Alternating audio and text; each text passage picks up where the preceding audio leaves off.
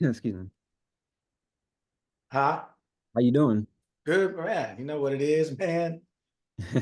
Yeah, how you doing? I'm excellent. I'm Yes, excellent. sir. Had another great event today. Oh, yeah, okay. All right, man. That's what we're talking about. That's what we're talking about. Yes, sir. Mhm. Um, you rocking back and forth like you got something ready for us today. Oh, man. You know what it is, man. Yeah. Oh, man.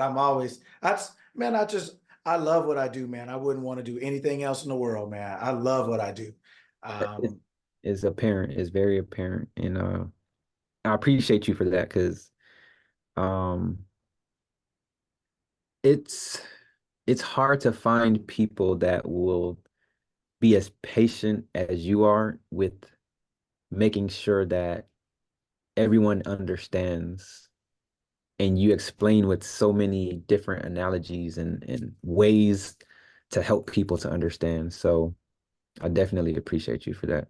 Yeah, man, I appreciate you. I mean, I see all of, I see myself in all of you because we're all the same. We're just, meaning it's almost like when you drive by an elementary school, you can see yourself in that kid or in those Mm, kids. It's not like you're saying you're better than them. You're just older. You just have maybe you graduated high school. It's not an intelligence thing, right? It's not saying you're better than them. You can just look back and say, wow, I remember when I used to play on the playground, or I remember when I used to think that. I remember when I used to say that. So it doesn't mean you agree with what they're doing, but you understand, right? mhm, And so it's easy to be patient because you realize that people aren't stupid and crazy and that they aren't actually purposely and maliciously most often as ridiculous as we look. We're not really that, but we've been conditioned systematically in a lot of ways that that's the outcome. You know what I mhm, mean? If you put salt in something, okay, cool. Then if somebody later puts sugar in it, and then if somebody else after that puts pepper in it, the fourth person who walks in and eats that is going to think, is going to have a look on their face and they're going to look crazy and it's going to taste crazy. But each individual thing seemed innocent and innocuous in and of itself, right? Like the person that put the sugar in didn't know somebody was going to put salt in or didn't know somebody was going to put pepper in. Everybody kind of came in and did their own thing, but unfortunately it's all going in the same pot. So then when mhm. you come in, right? So all the things that have been put into us by our parents or by school or by TV or whatever, they all seem innocent in and of themselves, but they add up, Yeah. right? And then you come out looking crazy, right? And you're like, well, I'm not really this crazy, but I don't have anything else to go on. I don't have anything else to think. Everybody's crazy like me. Everybody's thinking like me, right? Mhm. So, and that is why I always try to impress upon all of us is one of the things is, man, if you,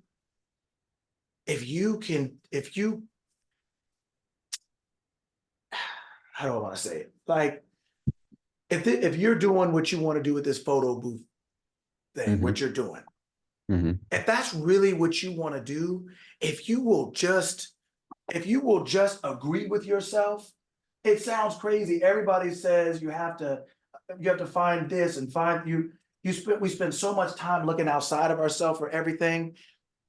You know, we don't even know who we are, and we are the people or the person that has to provide the thing. Mhm. So we get to know the equipment, we get to know this person and that person. Everything is out here, but everything out here is looking at us to get done our part, and we are the least familiar with ourselves. Mhm. And I'm finding that, and I have found that the more you really, the more you really get on your own groove, the more you really get into your thing, man, you will appropriately care so much less about the outside because you will put it in its proper place and context. It does Yeah. matter. We're not here to walk around the earth by ourselves. I mean, we're not the book of Eli, right? We're not out here trying to be that's not why we're here. Otherwise, we wouldn't have come.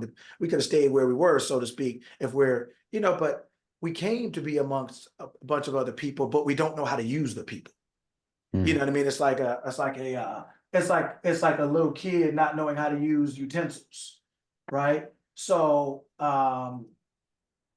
it's just not knowing how to use the resources around us because we don't know us. Mm-hmm. Right. So, I'm going to say this later on, but it's almost like humanity's mistake is that because we can do something physical without any skillful thought, we think that the physical is the most important. But that would be like saying, just because I can drive a car without a license, how long is that going to be good for me? Right? Exactly. At some point, oh yeah, you may get away with it once, right? You may be able to hit the corner store once or twice, right? But at some point, it's going to come back. It's going to get you, right? It's too much risk the whole time. I mean, Mm-hmm. all it takes is one block.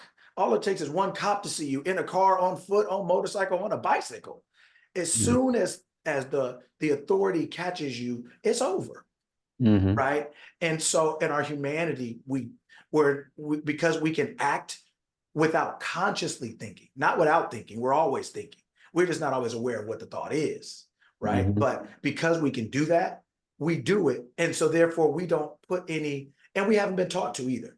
Therefore, we don't put any importance on what we think because we don't think that we have to think before we do. But we don't realize that we don't think we have to think because the thoughts that we're not aware of thinking are habit now. Mm-hmm. They've come to the point where we don't even have to consciously do it. But so we don't aware we're still operating on something. And so we're out here driving with no license, right? Mm-hmm. And so now what the world will tell you to do is get a good lawyer. They'll tell you, drive slow, don't drive above 10. What they'll do is they'll try to tell you all the ways to work around breaking the law. Mm-hmm. And then that's why we end up with all the things that happen: anxiety, stress, poverty, right? Unhappiness, being unhealthy, being unsuccessful, being undisciplined, being unaware, all the jail time we get, right? All the tickets we get, all the probation we get.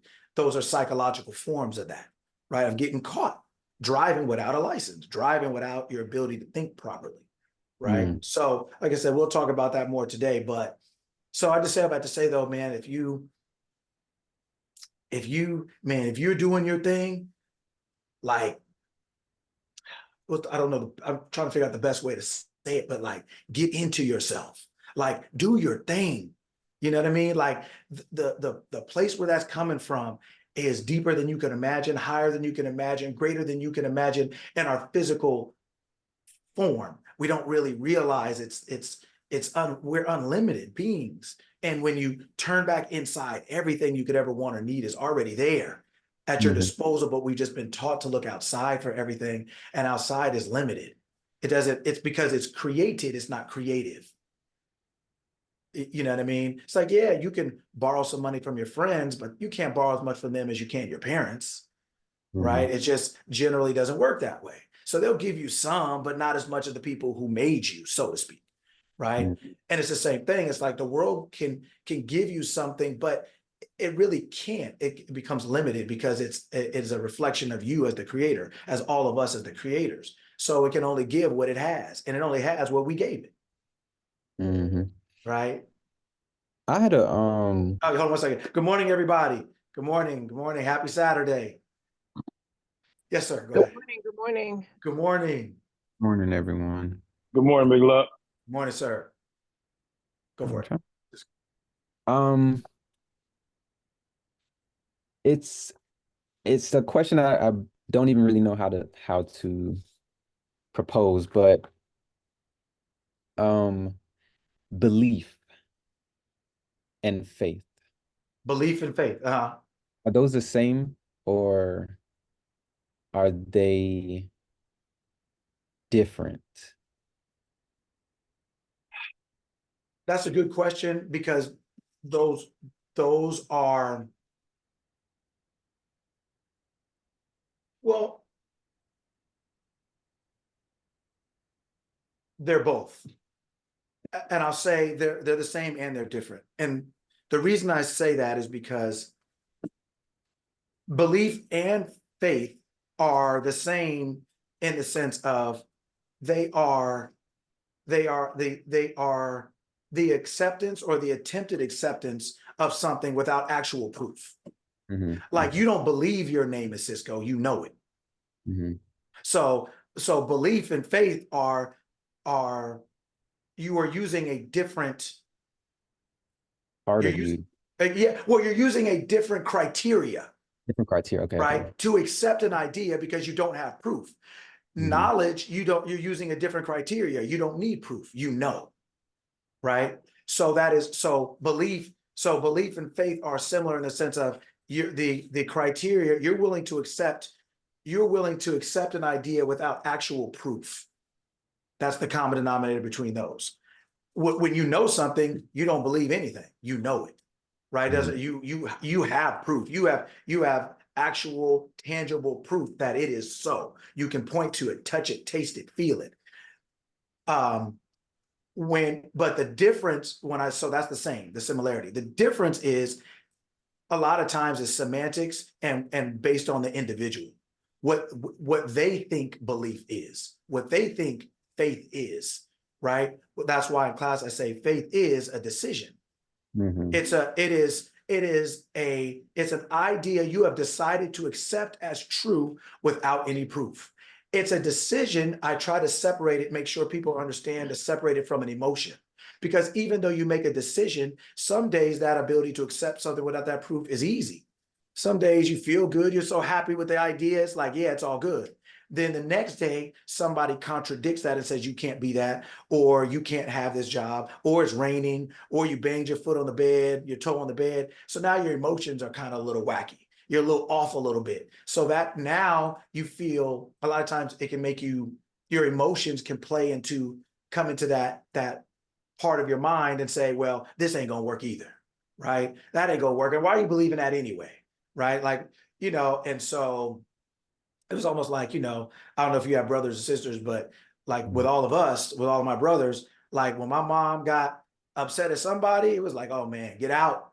Cause I don't want the dragon turn it on me. I wasn't even there when it happened. Right. It's almost like sometimes our emotions go into other aspects of our mind and make us can pull us backward or push us forward, but it can alter our concept of something.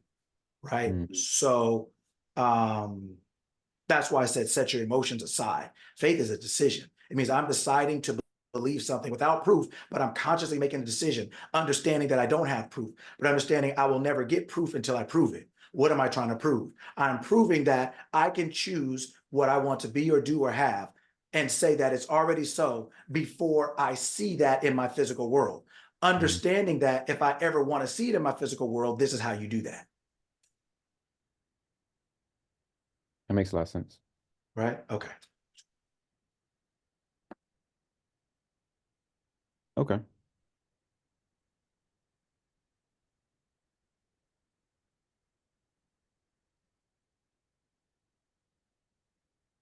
Michelle, how are you? I am doing well. I'm on the road this morning, Right? getting some last minute things into my storage because next weekend is the weekend I drive into the sunset into There you ATL. go. There you go. So, Congratulations. other than that, all is well. It was a great week. I love that question about faith and belief and which is which and are they the same? Sometimes it's hard to I believe something, but you believe in like the tangible things. Okay, great. But then faith is for me is a little bit deeper. Mm. And sometimes I waver on that end. But yeah, so thanks for bringing that up, Cisco. Gives me some food for thought. I'm building my faith up though. Like things are happening without me even thinking about it. Says like, was that my faith or was that my belief or did I work hard at it? But I feel like they're all in one bucket, right? Mhm. Well, there's a key word in that sentence, right? You said I'm building up my faith. What's the key word in that sentence? For me, building. Okay, Cisco. I am. Oh, yeah, Okay, right. The key word is my. Right. mine. Oh. It's my. Your faith is a reflection of you. So your ability to believe in your desire is the reason we make a mistake. The mistake we make is we believe more of it. We place our faith in the desire and not in the desirer. Mm, mm, We place our so we're saying, well, if I get this job, I'll be rich. but you can't be rich without the job. The job can't make you rich without you. So therefore, meaning, so if you have to do the job, so then it doesn't matter how much the job is paying if you can't do it. So then placing your faith in the job, it doesn't even help you, because if you can't do the job is not going to pay you anyway. It's not going to pay you in spite of you. So your ability to make that money is based on your ability to do the job. So even the thing that you feel like, if I get this job, I'll be a millionaire. Yeah, but you still have to do the job. So your ability to be a millionaire is still based on you. You are just going to use this job to get it to you. So like right now, you're driving somewhere. It doesn't matter whether the roads are open or closed if you can't drive. It doesn't matter whether the roads are open or closed if you don't have a car. Meaning, the things that we are attributing our success to are nothing but the things the success comes through. They don't come from it. They come through it, right? If our success comes from us, to us, through a myriad of things. It may be, in your case, on the road you're taking, but you can take more than one road to get somewhere. It may come through a job, but you can do it. How many jobs have we done in our lifetime? It can come through a relationship, can come through a person. How many relationships have we had in our lives until we settled on a person? But so the from and to are you. The through is what you use to get the thing from your mind to your hand. Right? So my faith, your faith is based on you, not based on the thing it's going to come through. We place faith in our job. We place faith in our significant other. We place faith in the doctor. We place faith in the medicine. And yes, those are important because they are a part of our journey. But our journey it never changes. It's a reflection of us. We are the journeyer, for lack of better words, right? We're the sojourner, right? We are the actual person who started this and who this is all about. Everything else in the middle is just the conduit through which the beginning gets to the end. So when we say my faith, right, then what we're really saying is I desire something, and my ability to get it is really based on me. It's based on how much I believe in me, right? And and based on, right, a child's ability to have a better life, let's say more freedom, is based on their development. As they get older, they get to do more things as they become more aware. It's based on their development. So our life, the ability to improve it, so to speak, or have more things we want, is based on our maturation, right? Our spiritual maturation. And spiritual doesn't mean like religious, meaning we are spirit, we are consciousness. So we can't be, it's involuntary to be spiritual. We're all spiritual, we're spirit, right? We're not human, we're not physical. We're spiritual, we're consciousness. So it's not like, oh, I'm spiritual, or I'm a spirit, I practice spirituality. You can't practice something you are.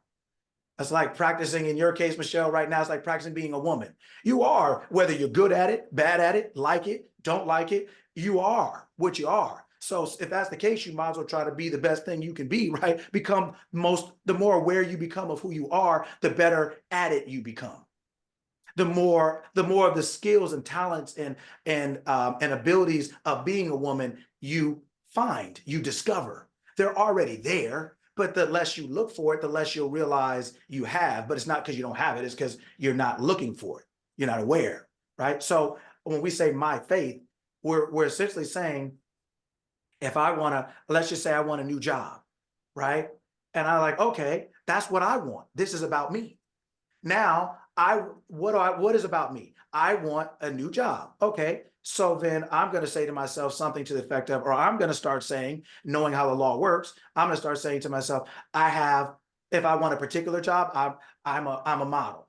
Or if I just want a better job, you know what? I have a better job, making more money, having more fun, right? Whatever type of job that I like to do in whatever area. I know what I mean when I say that. No one else has to. I know what I mean. So then my ability to get that job is based on my ability to believe, not in the job, but to believe in the fact that what I say goes, that what I declare and decree comes to pass.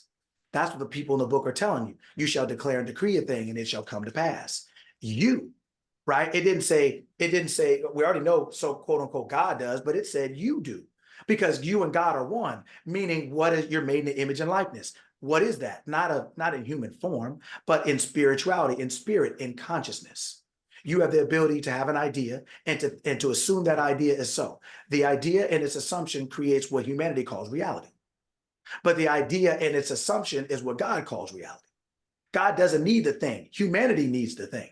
God needs the idea, because God is spirit, God is consciousness, God is I am, it's awareness. So when God is aware, God is always aware. But then when it becomes aware of something, then that's a different experience. Meaning, like, our parents are aware, but when they call your name, they're aware of you and you're aware of them. If the experience changes, even if you're in the same house, now they have your attention or you have theirs, right? But you're always aware. They're always in the house, so to speak. But it's a different vibe when they're upstairs and you're downstairs, or when you're inside and they're outside. But once you guys become aware of each other, like you start conversing, then the experience changes.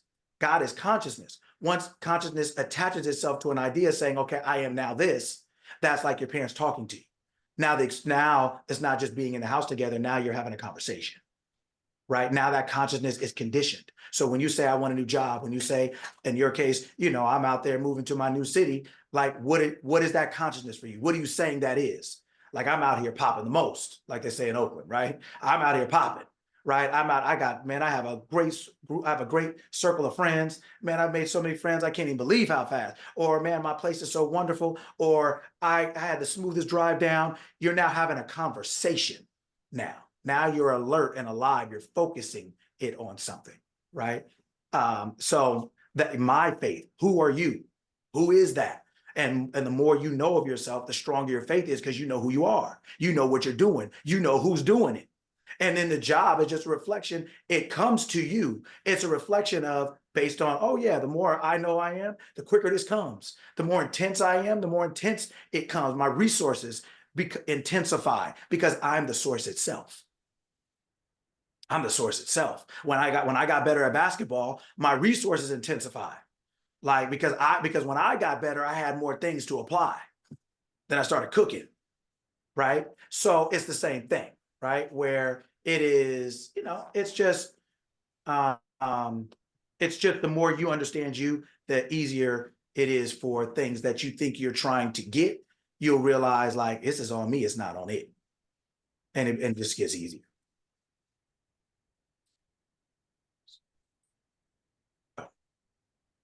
Yes, wonderful.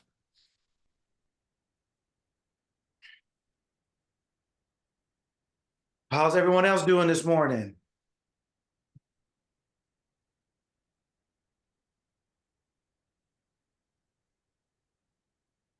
Doing wonderful. There you go. Cisco, I think it's hard to make sense of this if you're still thinking like from how you grew up. If you grew up religious, that Mhm. might be like hard to help you understand it because of like all the conditioning from church, if that makes sense. It makes a lot of sense because Yeah. I mentioned that in one of our previous meetings that I briefly, because I know we're getting ready to start, but I understood God as a supreme being of the universe. And I never really understood God as me being able to, I guess, not be God, but be one with God. I don't know Mhm. Yeah. how that necessarily works because there's only one God. Like Mhm. that's what I was raised like. There's only one God. Mhm. So because there's only one God, there's no other gods. And God wants all the praise, all the glory, right? So how do we now turn to ourselves when we need God? I don't know. Yeah. Yeah. Oh yeah. So, like, and it is a thing where it's like anything else. Every the truth is the truth in its entirety, but it doesn't mean we understand it in its entirety as soon as it's presented. Right? It's repetition over and over. And then we go out, we practice and we play. We practice and we play. And so as we hear the truth, and to whatever degree we can internalize it and apply it, it starts to make more sense. And to you, it will start to make more sense to you in its own way.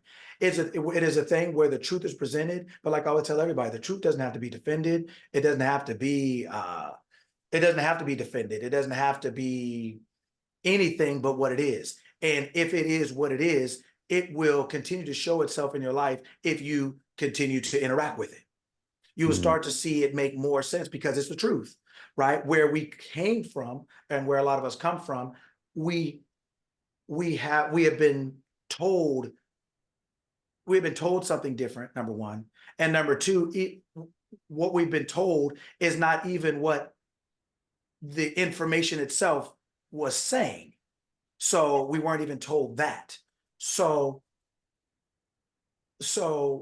it is something that as you continue to hear and hear and hear and hear and listen, it will make sense to you in its own way, because your experience is about you. Your experience is tailored. So it doesn't have to make sense to anyone but you for you to understand it. And as you continue to do it, it will begin to make sense to you as you, for you. You will get your own way of understanding it. You don't have to understand it the way I do, or the way Veronica does, or the way Sarita does, or Alberta does, or Michelle does, or any of us. We're all on our own journeys at our own pace, at our own, coming from different directions and all the other stuff.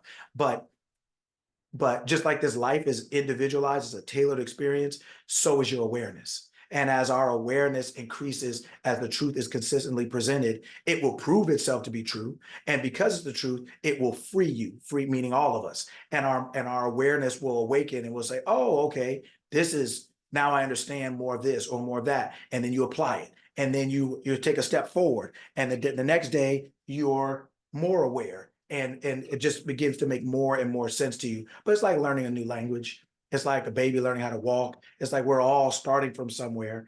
And a lot of times, we've started not even on the straight line. We started like way over there from the corner. And now we're trying to get back on the path and then get on the straight, right? And so just stick with it. It's at your own pace, at your own time. There's nothing to subscribe to. There's nothing to, pay for, so to speak. This is your own relationship. This is your own experience. This is your own journey about you, right? And as the truth is presented to you, the truth is designed to awaken you from the inside. From the inside, right? I'll use myself as a teacher. I am just knocking on the door to get you to open it, right? I'm just knocking to get your attention, to awaken you. But as you're within the house, you're inside. So when you have to get up, you have to open the door. And as you do, it alerts you to a different level of consciousness than when you were just sitting on the couch, watching TV, relaxing, and there's no one around you. You're now up and you're alert, right? And so the information will alert you to certain aspects of yourself as you doing what you're doing. You just entertain it. Just let it sit around in there. It'll do what it does as long as you keep presenting yourself. It will do what it does, right? It knows how to get your attention. It knows who you are, right? Because that's really who you are. And the information is just designed to, like the umbilical cord, from your spirit self to your physical self, so to speak. It's designed to plug those two together, right? Because you're one being, right? But you're having a physical experience right now, right? So, man, we're all stepping. That's why I love doing what I'm doing, because every day I get a better understanding. Every day I get more clear. Every day I'm like, oh, wow, I never know you can do that you could do that. I never knew that. All these different things, right? So it's wonderful. All right. Well, happy Saturday to everyone. Happy Saturday. It's good to see everyone. All right. We're firing off the gate today.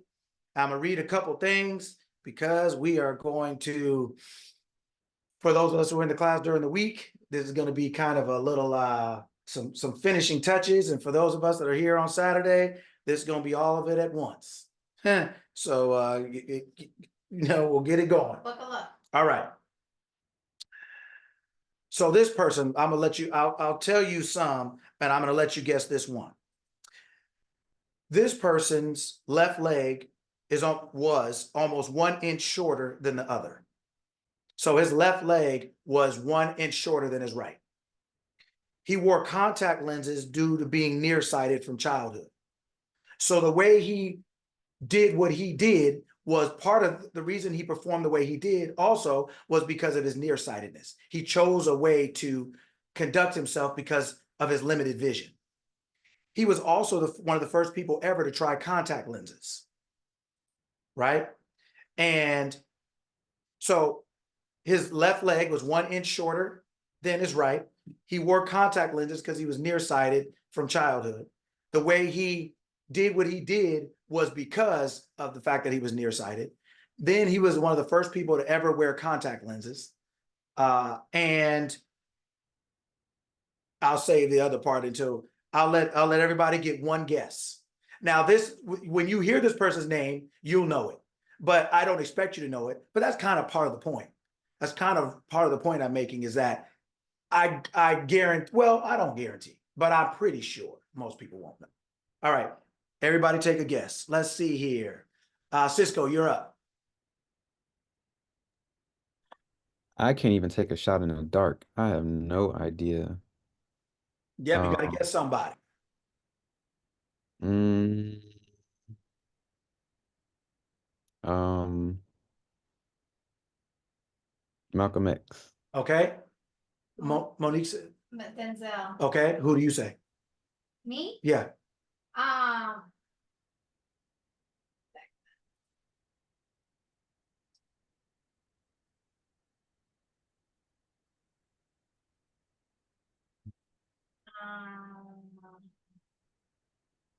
I'm gonna say Arnold Schwarzenegger. Okay. Karen, what do you say?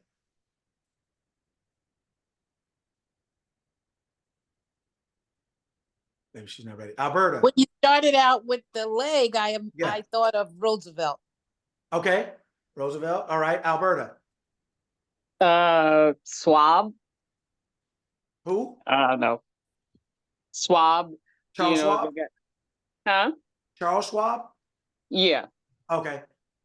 Sparkle Bailey said Thomas Edison. Okay. Sarita, did you say something? She wanted one more hint. No, I ain't giving nothing else. Sean. I was going You broke up. Davis. Viola Davis. Viola Is that a Davis. he? Oh, you said he. Oh, you My know fault. what? Okay. You know what? You see? Nah, hold on. All right. Oh, We have Michael Jackson, Myron Golden. My what? Myron Golden. All right. Michelle. Sarita said Frederick Douglass. Freddie Douglass. I don't know. Sammy Davis Jr. Okay. Okay. Ah, All right. Bruce Lee. Bruce Lee. Bruce Lee. Man, Yeah. lucky I was gonna say that, but you didn't call Oh, on me. man, stop it. Man, See? stop. Put it on mute. Veronica, mute him. Bruce Lee, Mute. Bruce Lee. the master. Right. Wow. Right. He used to wear big Coke bottle glasses before they had contacts. And he had one leg shorter than another, an inch. Do you know how much an inch is on one leg? Most people's is like 1 millimeter, maybe 1.5, an inch. That's a lot. That's a lot. And look who we know him to be. Wow. Now, and so I make his guess because it's to impress a point. You would never see if you stuck with what you think meaning just say we were all him. If you stick with what you think you are right now, you can never become what you could become. None of us, that's why I make us guess. You would never guess that. You just wouldn't. He had all those physical, let's just say, quote unquote, deformities, let's just say, not literal, but deform, all those things, all those reasons physically, he could not be what we know him to be. Yet none of us could believe we're talking about the same person. Right? Now, guess how he was discovered? Guess who discovered him? I couldn't even guess him, so. Right. Yeah, you definitely ain't gonna just get, you're definitely not gonna, you have no, and I don't even mean the name, but just think about, like, okay, I'll just cut it short because we got a lot of people to talk about that. He was discovered by a hairstylist. Now that I could believe. He was discovered, yeah, he was discovered by a hairstylist. So a hairstylist said, man, you'd be good in movie. He was discovered at a karate tournament by a hairstylist. And a hairstylist said, man, with that hair, you'd be great on TV. Oh, yeah, good hair. He was discovered by a hairstylist. How can you ever imagine what people call the greatest martial artists of our time? It doesn't mean necessarily literally, but your combination of greatness, of being known, of all the other stuff. He was discovered by a hairstylist. He has one leg shorter than the other and nearsighted. And he didn't start practicing martial arts until he was 13. So, and the reason he chose the style of martial art was because he could fight close with that. He could fight in closer quarters. But you would never think that person could end up to be that. Right? So you have that. Now, Richard Branson, right? Richard Branson of Virgin Atlantic and the Virgin Group, that whole, and Tom Cruise have one thing in common. What is that? 3 guesses. And it's not that they're white. No. Okay. Science of the mind. Okay. Their birthday? Okay.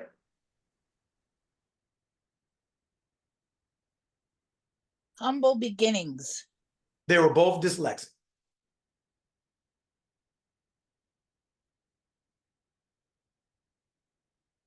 This person said after they got fired from their first job as a news anchor that they were unfit for television. They got fired from their job as a news anchor and said they're unfit for television. Who was that? Oprah. Exactly. I was just going to say Oprah, yeah. Oprah. Person, the queen of TV for most of us growing up, like the literal, like her show was popping the most, right? It was Oprah. It was everybody's a winner. You get a car. Everybody get a car. My mom got a picture with her. When I lived in Chicago, I went and saw the studio and the line was like Black Friday times 1,000. It was like the Million Man March out there. Everybody trying to get in the studio. She said she was unfit for TV after she got fired off her first job. The queen of TV said she was unfit for TV. Okay, let's see here. Anybody? So this person was a, we've talked about this person before, but we'll talk about him one more time. This person was a high school dropout. Take a guess. Anything else you're gonna Nope. That's part of the point. Michael J. Fox? Okay. Who else? That was Bill good. Gates. Who? Bill Gates. Bill Gates. Okay. One more. High school dropout, you said, or just school dropout? High school dropout. High school.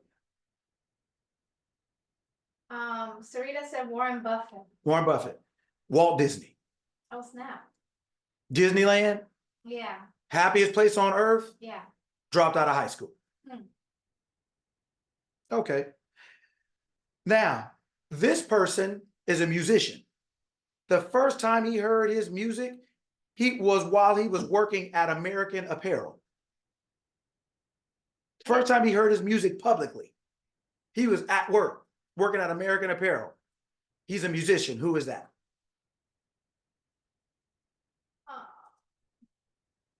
Lenny Kravitz. Okay. Ooh, that's a good one. 2 more.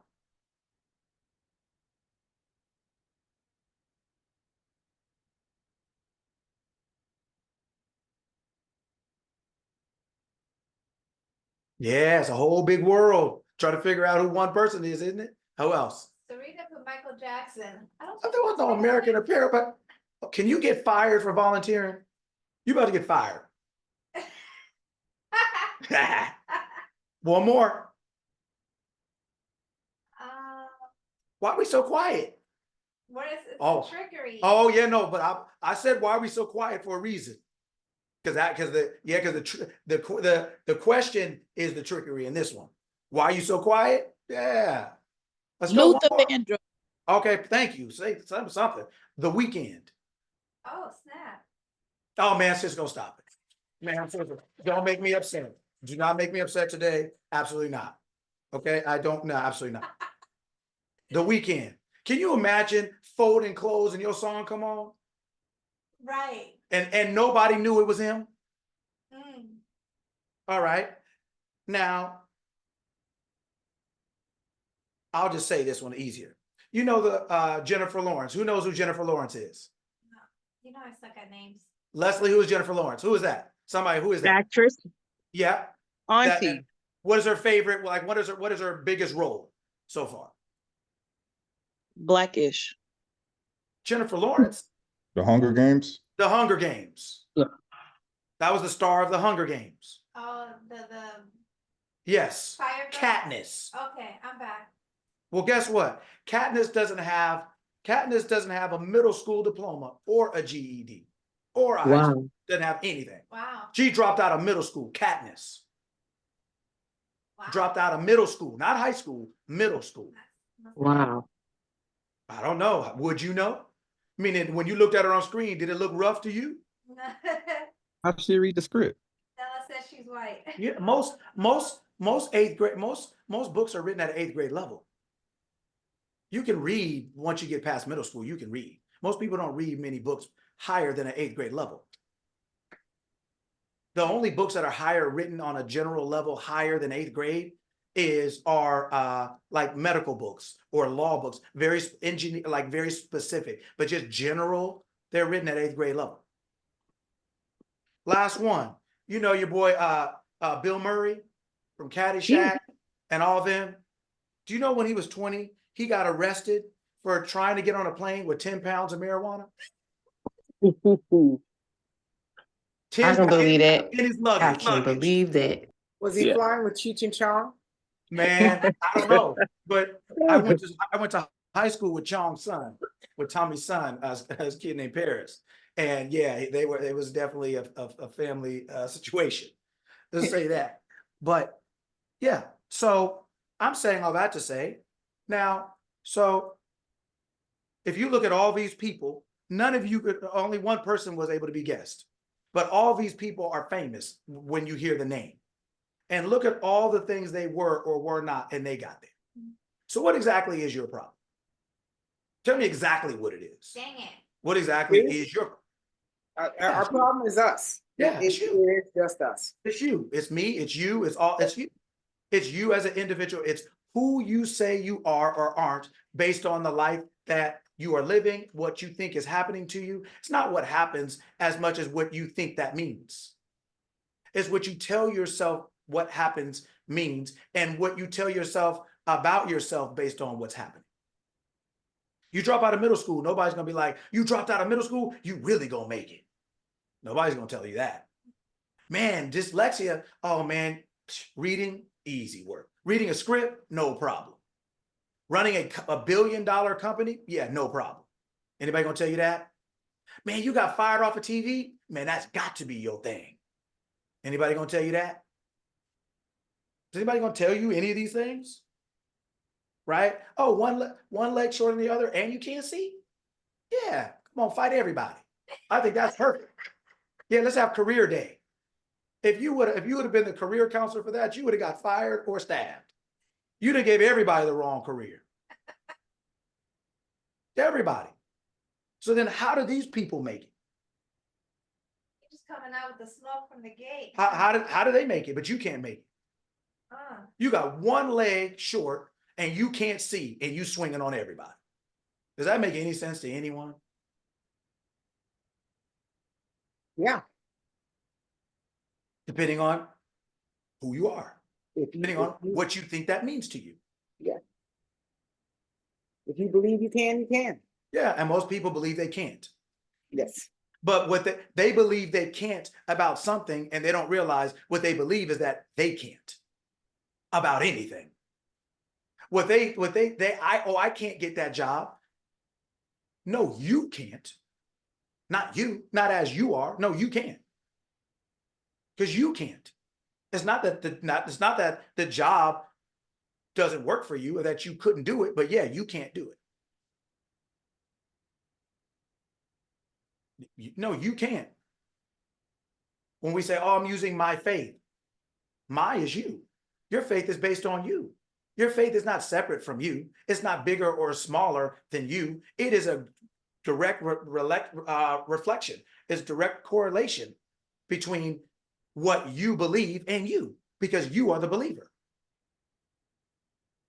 What you get done is based on you.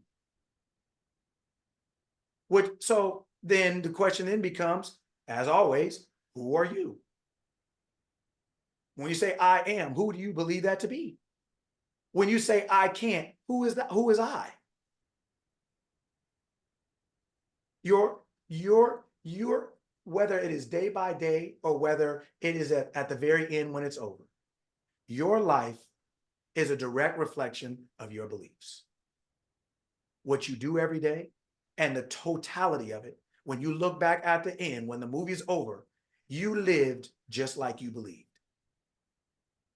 You lived at the level of your belief. You lived what you believed. You lived how long you believed it. Your life is your movie is a reflection of the script. And the role you play is the actor reading a script. Your life, what you're acting out every day, is based on the script of your belief and of your beliefs. What you think and assume to be true about you on an everyday, consistent basis about anything and everything in your life. If you look at all these people, if you took them as they were right then, would anybody would have predicted future success in that? That's why none of us could guess. Yeah, I know there's 8 billion people on the planet, but I left it as vague as possible because I wanted you to try to figure out who could do that. And then when you hear that name, would you have said that? Did that name cross your mind? Not for most of the names and not for most of us. And I could go on and on and on. The Wright brothers who flew the plane, their dad was a pastor. And he told them that they would go to hell for trying to fly that plane. God didn't mean for you to fly. Wow. Yeah. Can you imagine trying to get to Atlanta walking from California? Or on some kind of boat still? It'd take all day. Yeah, imagine no planes. But their dad told them, no, you can't do that. Not gonna work. But obviously it worked. Henry Ford was a watch mechanic. He fixed watches first. That's how he got into cars eventually. He was dealing with watches. He was a watch mechanic. Obviously not mechanic is not the right word, but he fixed watches. I don't even think he graduated high school, I don't think. And if he did, it was barely. People didn't have time to graduate. Most people didn't have time to graduate. They were too poor. They got to get to work in the earlier part of this country. They have to get to work. All hands on deck. Yeah. College is a luxury. It's always been. It still is. And they turn that luxury into your burden called financial aid. Mm. But it's most of the only 40% of this country has ever gone to college at any point in time. And it's ramped up to that due to financial aid. College education was a luxury. I was like having a mental Rolls Royce. Most people couldn't afford to do that. Most people still can't. But they're going to put the burden of that on you. Right. Instead of them doing it for you. College used to be free, except the private ones. Junior college used to be free. Until they started protesting Vietnam, and they said, okay, so you guys want to go to school for free and you guys want to be out here protesting, well, if you pay now, you'll get back in class and start paying attention. You're only protesting because it's free. That's why they started. State schools used to be free. Haters. They used to be free. But hey, since you want to start running your mouth and protesting what we're doing, we're giving you this free education, so to speak. Oh, okay, well then you can start paying for it on your own. Then you can do whatever you want. My mom used to always say, the one with the gold makes the rules. And I was trying to get in that jewelry box and get me something on, so I can say, so I can have a say about something. I was trying to get me a pinky ring, anything I could get. Right? I was trying to get this set off. Right? But yeah. I'm saying all this to say, then what exactly is the problem? Why did it get so quiet? Remember when I asked that question, why is it so quiet when we're trying to guess these people? Why is it so quiet when you're trying to guess success, but it's loud when we're talking about failure? Boy, nobody quiet when they tell themselves all the reasons they won't work. When there's a business you want to start, when there's a relationship you want to get into, as far as just the concept of one, whether there is to do whatever you want to do, get a new car or get a new job or buy a house, it's never that quiet. Is your mind that quiet then? Not when you're telling yourself, oh, it's not going to work. I don't have that money. Oh, I'm not 25 anymore. Oh, I don't do this, or oh, the economy's bad. Oh, they're downsizing this. Oh, I'm a woman. Oh, I'm black. Oh, I'm that. Oh, I'm this. It's quiet. Oh, it's just, it ain't never quiet. Then your mind ain't never quiet. Ask you a question about success, about somebody who did something, and boy, it gets so quiet. I mean, the library would be proud.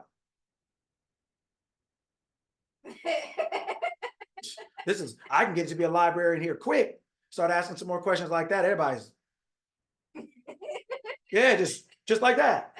But boy, if I said, hey man, I tried to start a business, it didn't work. And everybody's like, oh, well, the first 2 years you'll make money anyway. Oh, it's okay. And boy, I can get a whole chorus of people. It'd be loud as baseball game in here. It's so quiet when we talk about success, boy, and it is like a nightclub when we're talking about all the reasons we can't do so. I mean, there's no litany. I asked you guys for one person, there's 8 billion people, and it took you 10 minutes to answer, to just give me a name. But boy, if I ask you why you can't make it, boy, I mean, there is no array of excuses. And I mean, the oratorical genius, you sound like Michael Eric Dyson. Smooth as Barack Obama on the mic when I ask you why you can't do it. Boy, I mean, it just comes out so cold, so sweet. When we talk about something else, the flip side, why we can't do it, then all of a sudden we got to talk about manifesting now. Now we got to talk about faith and belief. We got to talk about we have to literally come up with all kind of craziness. Just instead of just saying, yeah, I want that, I'm doing that. I got that, that's me. Nobody has any words for all the reasons that we can't. There's no like miraculous words. There's no nothing. There's no religion on failure. There's no religion. But when it comes to success, boy, all of a sudden we gotta start coming up with all kind of stuff. We gotta start pouring out blood. We gotta start doing all the other stuff. We gotta get the roosters out the back. We gotta get the beads out and the candles. We gotta get the incense. We complicate success like it is something different than failure. It's just the flip side. You can choose one or the other. One's not harder than the other. Now, I've always said we're not crazy. We've just been conditioned. We've been conditioned to believe that one is harder than the other. We've been conditioned to believe that one is a religious thing. We made success religious, connotatively. We've made it to something to pray for, something to aspire to. And something we pray for and aspire to, we don't get. Something we don't want, we get everything for. How come we don't have to pray to fail? How come that comes so easy and so naturally? Who's ever prayed for the flu? How come that comes so quick? Who's ever prayed for a flat tire? Where'd that come from? But if we pray for health, all of a sudden we got to pray, we got to manifest, we got to script it, we got to write it down, meaning we have to do all these things to get what we want. And we have to put no effort in to get what we don't want. It's just a matter of conditioning, just a matter of what we believe.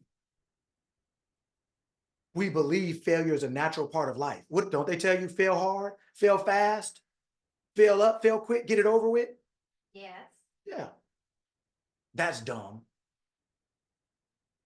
For what? For what? Well, okay, for what? For what? Do you have to do that?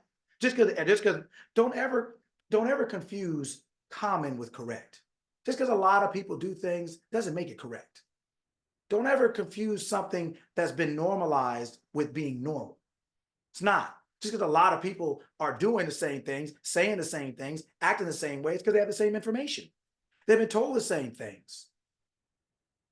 But everybody doesn't have to believe that. Everybody laughed when they said Donald Trump was going to be president. We ain't saying whether it's good or bad, but did anybody believe it when he announced it? Anyone? Did anybody believe that that was going to happen? Like, did anybody? Nowhere. Like anybody? Well, guess what? Guess what? Guess what you thought mattered? You thought it, you didn't think it was possible. Did it matter? Yeah, you don't matter. Other people's opinions of you don't matter until you allow that to be the case. He didn't care what you thought. You still had to call him what he said. He called what he called himself first. Guess what you did? You called it second. You think you could say he wasn't mine. You could say you didn't like it. I'm not saying whether you should or shouldn't. That's not my point. But my point is you cannot say he was not the president. You cannot say that what he said did not happen. And you can't say that because you didn't like it, that stopped it. So whatever you're willing to say for yourself, you can have if you're willing to say it and you don't care what anybody else says or thinks. If you realize that all that you need to be whatever it is you desire to be is within you and not out there. Bruce Lee got one short leg and can't see. Jennifer Lawrence doesn't have a middle school degree and she's making millions, was making millions and it's been on other films. What is Oprah, the queen of TV, and says she wasn't fit for it. Tom Cruise reading lines dyslexic. I'm sure he's not anymore. Richard Branson has $1 billion company dyslexic. But your problem, so you mean to tell me your problem is bigger than theirs? It's what we're telling ourselves. It's not what's actually true, it's what we're telling ourselves is true. It's not what actually happens, it's what we're telling ourselves that what happens, what it means. This happened, so I attach a meaning to it. And the meaning you attach is what really it is. That's really what's going to happen to you. It's not what actually happened. The outcome of that is what's going to happen to you is based on what you're telling yourself. It's not what actually happened. It's the meaning you give to what happened. That's what's actually going to happen. That's what the effect, the outcome is actually going to be. And we don't realize that we're talking to ourselves constantly. We're telling ourselves things constantly. We're constantly telling ourselves things. And if these people told themselves with the same things that we tell ourselves, we wouldn't know who they were. Most Emmys ever, like we talked about, Walt Disney, high school dropout.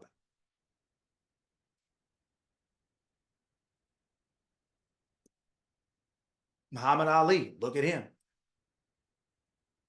Greatest ever. He wasn't undefeated. They still call him the greatest. Movie about him, songs about him, still call him the greatest. Bruce Lee, one leg, he's still seen as the greatest. It goes to show you that greatness, it doesn't require human perfection. It doesn't require you to never slip and fall. It doesn't require you to have perfect vision. It doesn't require you to have nobody even on there. I don't think half the people on there even went to college, much less graduated. And these are some of the most famous people in the world, past, and present. Bruce Lee has been dead and they still talk about him. Everybody still thinks they're Bruce Lee when they go to start martial arts. Right? That's what it is.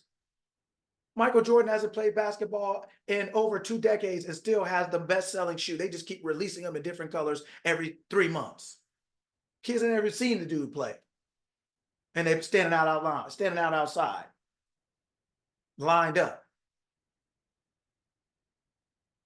It doesn't require perfection, what humanity calls perfection.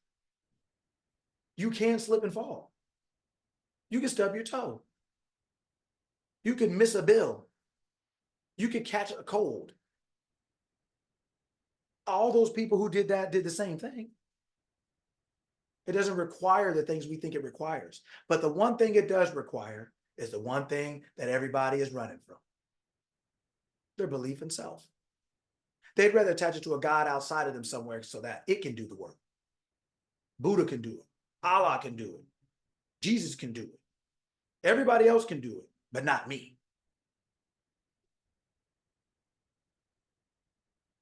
Not me, but you're the one that wants something. You're the one whose leg is hurting. You're the one who can't see, and you waiting around for somebody else to fix it. Because you don't know or believe or understand that what you're waiting for on the outside is waiting for you on the inside. We're not talking about positive thinking. We're talking about how thinking works. And that thinking is essentially an assembly line of ideas that are constantly going across your mind.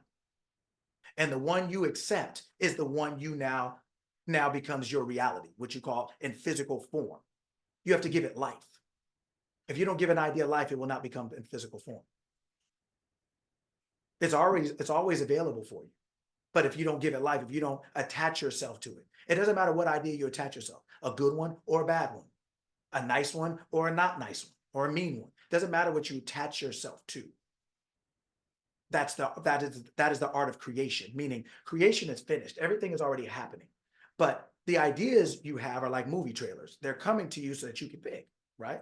But only the movie you pick is the one you see. It's not the one that's available. It's available whether you see it or not, but you choose whether you see it or not. And a movie trailer just alerts you to something being available for you to choose. The ideas are going across your mind, and you get to pick and choose which ones you accept. And the ones you accept become what you call physical reality. But they're just options. They're not something you have to accept, but they're things that you can accept. But as we mature in our life and in our minds, right, we become better selectors, better choosers of the things that we want to become a part of our life. Whether it's grocery shopping, car shopping, clothes shopping, house shopping, we start to become more specific. We start to become more aware of our taste and of the type of experience we want to have with this thing. But you're the one making that decision. So then it goes back to, then who are you? Whoever you believe in yourself to be makes decisions based on that belief. So when there's a job you want and you don't believe you're smart enough, then it's not the job's problem, it's your problem. It's not that the job wouldn't have you, you won't accept that. You don't believe you can do that. So now it's they won't hire me. You won't hire you. You won't hire you. You don't believe you. You don't believe in you. Oh, you believe in God out there. That's easy to do because you don't got to do nothing. You don't have to sit there and actually decide what you're going to choose, decide what you're going to think. You don't have to do that. So most of us, it's not even religious devotion, it's just scapegoating. You don't really want to have to be responsible for what you think. You don't want to have to be responsible for the choices you're making, for the thoughts you're entertaining, for the things for the internal conversations you're having with yourself, for your beliefs and the ideas you're accepting as true. We put them off into some words called faith and belief. We put them off all into these vague, ambiguous, subjective terms. But failing is out here every day. And nobody needs any terms for that. Nobody needs to pray to do that. That we are making success a bigger deal than it is. And you're actually not that far away. You're not that far away. If you would just make a couple little changes, you're not that far away because there's nothing really wrong with you. It's just the belief that something is. There's nothing wrong with you. There's nothing wrong with you. It's just the belief that something is. You're now you're accepting an idea that something's wrong with you. So then what you do is you get into this endless loop of looking for it. And you spend all your time looking for what's wrong and what you don't have. You spend no time on what's right and what you do have. And the problem with that is that wherever you're putting your attention, that's all you're going to see. The road is right in front of you. If you take your eyes off it and put it on your phone, the road is still there, but do you see it?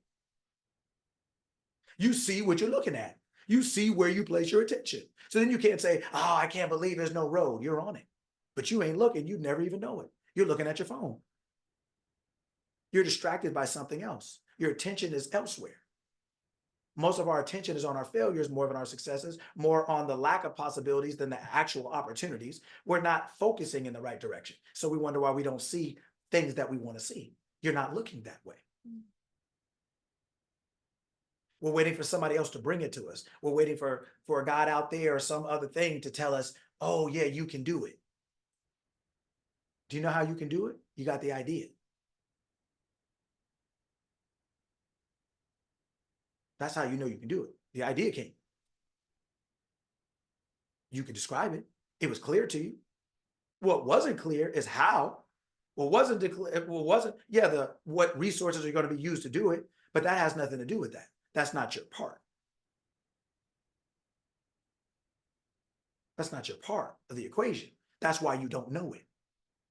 In your human mind, you don't. But your higher mind does. But your higher mind needs the allegiance with your body, with your physical form in order to do that. Your car doesn't know where it's going. You have to know that. But you don't have to walk either. You're on your tires, not on your shoes.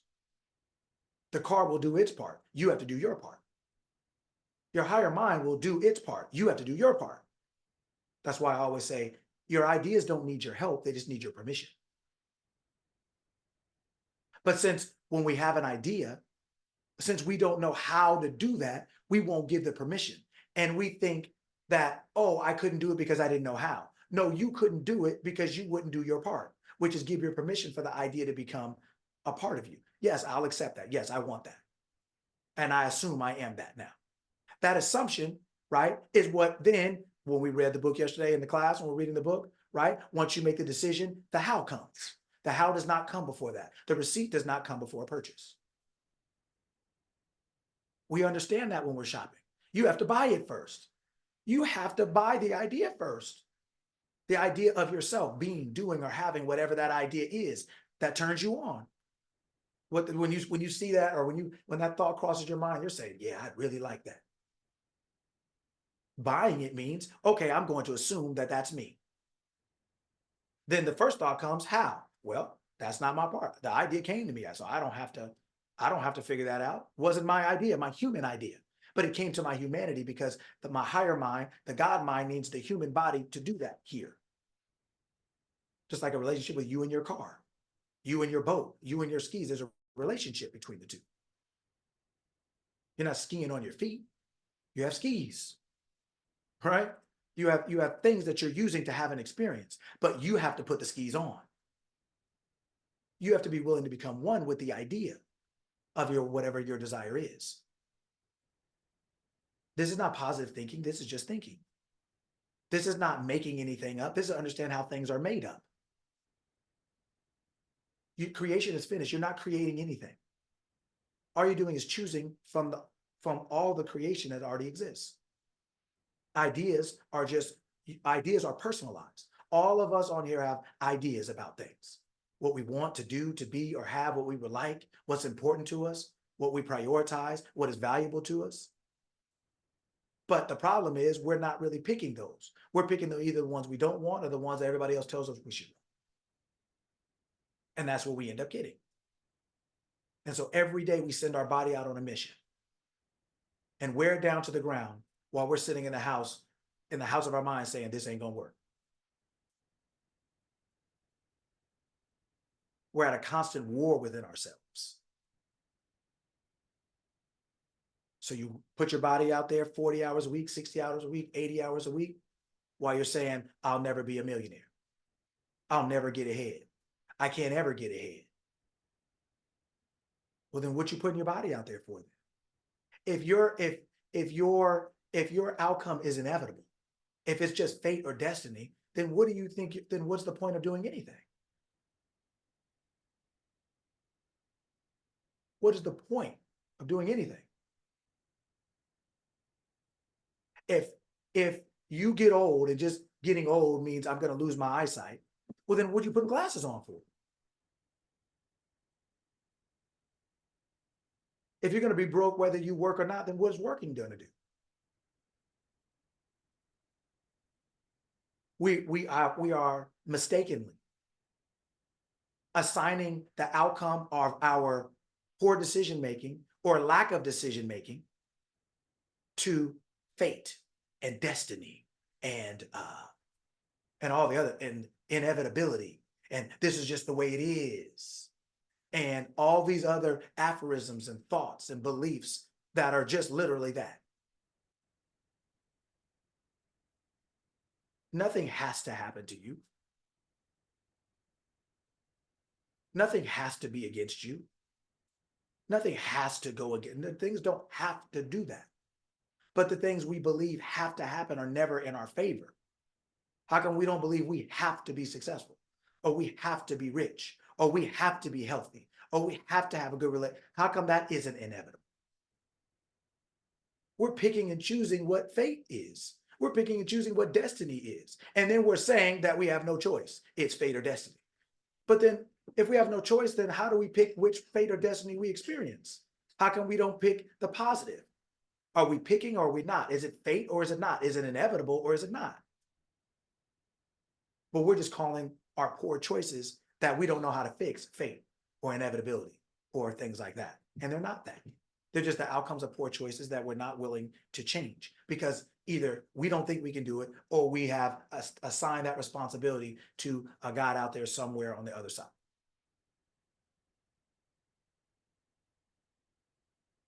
Like I said, most of us are not really, I'll say devout servants. We're just tasking that to somebody else. We're just hoping somebody else will do it for us. Hoping somebody else thinks we're great. Hoping somebody else thinks we're beautiful or handsome or smart or healthy. Hoping someone else can do for us what we are tasked to do for ourselves, because we have the ability. The kingdom of heaven is within you. Christ in you, the hope of glory. I never leave you nor forsake you. I'm nearer to you, closer than your breath. That power that we attribute out there keeps saying it's in you, but you keep looking for it out there. Mom, where are you? I'm in the house. Well, I'm outside. Well, where are you? I'm in the house. Well, I'm outside.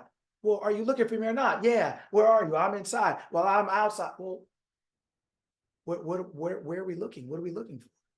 The power keeps telling you it's inside. You keep looking outside. It's telling you whatever you set your hand to will prosper. But you say it's not what I know, it's who I know. And then you think who you know outside is greater than who you know inside. But what does it say? Greater is he that is in me than he that is in the world. You got to make a choice. You got to start making some choices if you want to be successful in this game. We were talking about this earlier. See, where in our humanity we make a mistake is that because we can physically do something without consciously thinking of what am I doing, what's going to happen if I do it, we can just do something, not without thinking, because you can't do anything without thinking. Without thoughts, you wouldn't be alive, right? Or you wouldn't be conscious. That's what unconscious means, right? Right? Without conscious, without knowledge, without awareness, right? That's what conscious means, knowledge, right? With knowledge. Science means knowledge, with knowledge. So without knowledge, without awareness, you wouldn't move, right? So when you're asleep, you're unconscious to a certain level mentally. That's why you don't move, essentially. Like you're not getting up, running errands, sleep, right? So we think because we physically can act on something, we think that that is the most important thing to do. And we don't understand how to think. So we don't understand that just because we're doing something doesn't mean we're going to accomplish anything. So acting without thought is like driving a car without a license. All of us could hop in a car at 12. We may make it around the block. We may make it up to the store and back. Cool, we got away with it maybe once, got away with it twice. But all it takes is one time not to get away with it. All it takes is one time to show you that the truth is always the truth, even if it looks like you're getting away with it for a second. Soon as that cop sees you and you see it, even if you don't see him or her, soon as that officer sees you, it's over. It's like driving a car with no license. We are living without thought properly. And so we're getting arrested, thrown in jail, car towed. We got a ticket. Now we got to show up to court. What do you think stress is? What do you think anxiety is? What do you think depression is? What do you think fear is? You're living life without a license. You're living life without the ability, without using the ability to think properly. You're violating the laws of mind. And the laws of mind are not going to be violated without you suffering. No justice, no peace. You're not on the right side of the law, you're going to have no peace. And so we go out and we throw our bodies out for 60 hours a week, 45 hours a week, 80 hours a week, hoping to get a little overtime, hoping to maybe get a bonus, hoping to get maybe a promotion, while we still think that things are hard, times are hard, I'll never get ahead. Oh, they don't hire me because I'm a woman, or they don't hire Black people. Oh, they don't hire white, they don't hire. We are physically doing something. We're driving a car with no license. We're physically living and we're working for one thing while we're sitting back in our mind saying it's never going to work. I'm working for this while I don't think I'll be that, or I don't want to be that, or that'll never work. A double-minded mind is unstable in all its ways. Let it not think it'll receive anything.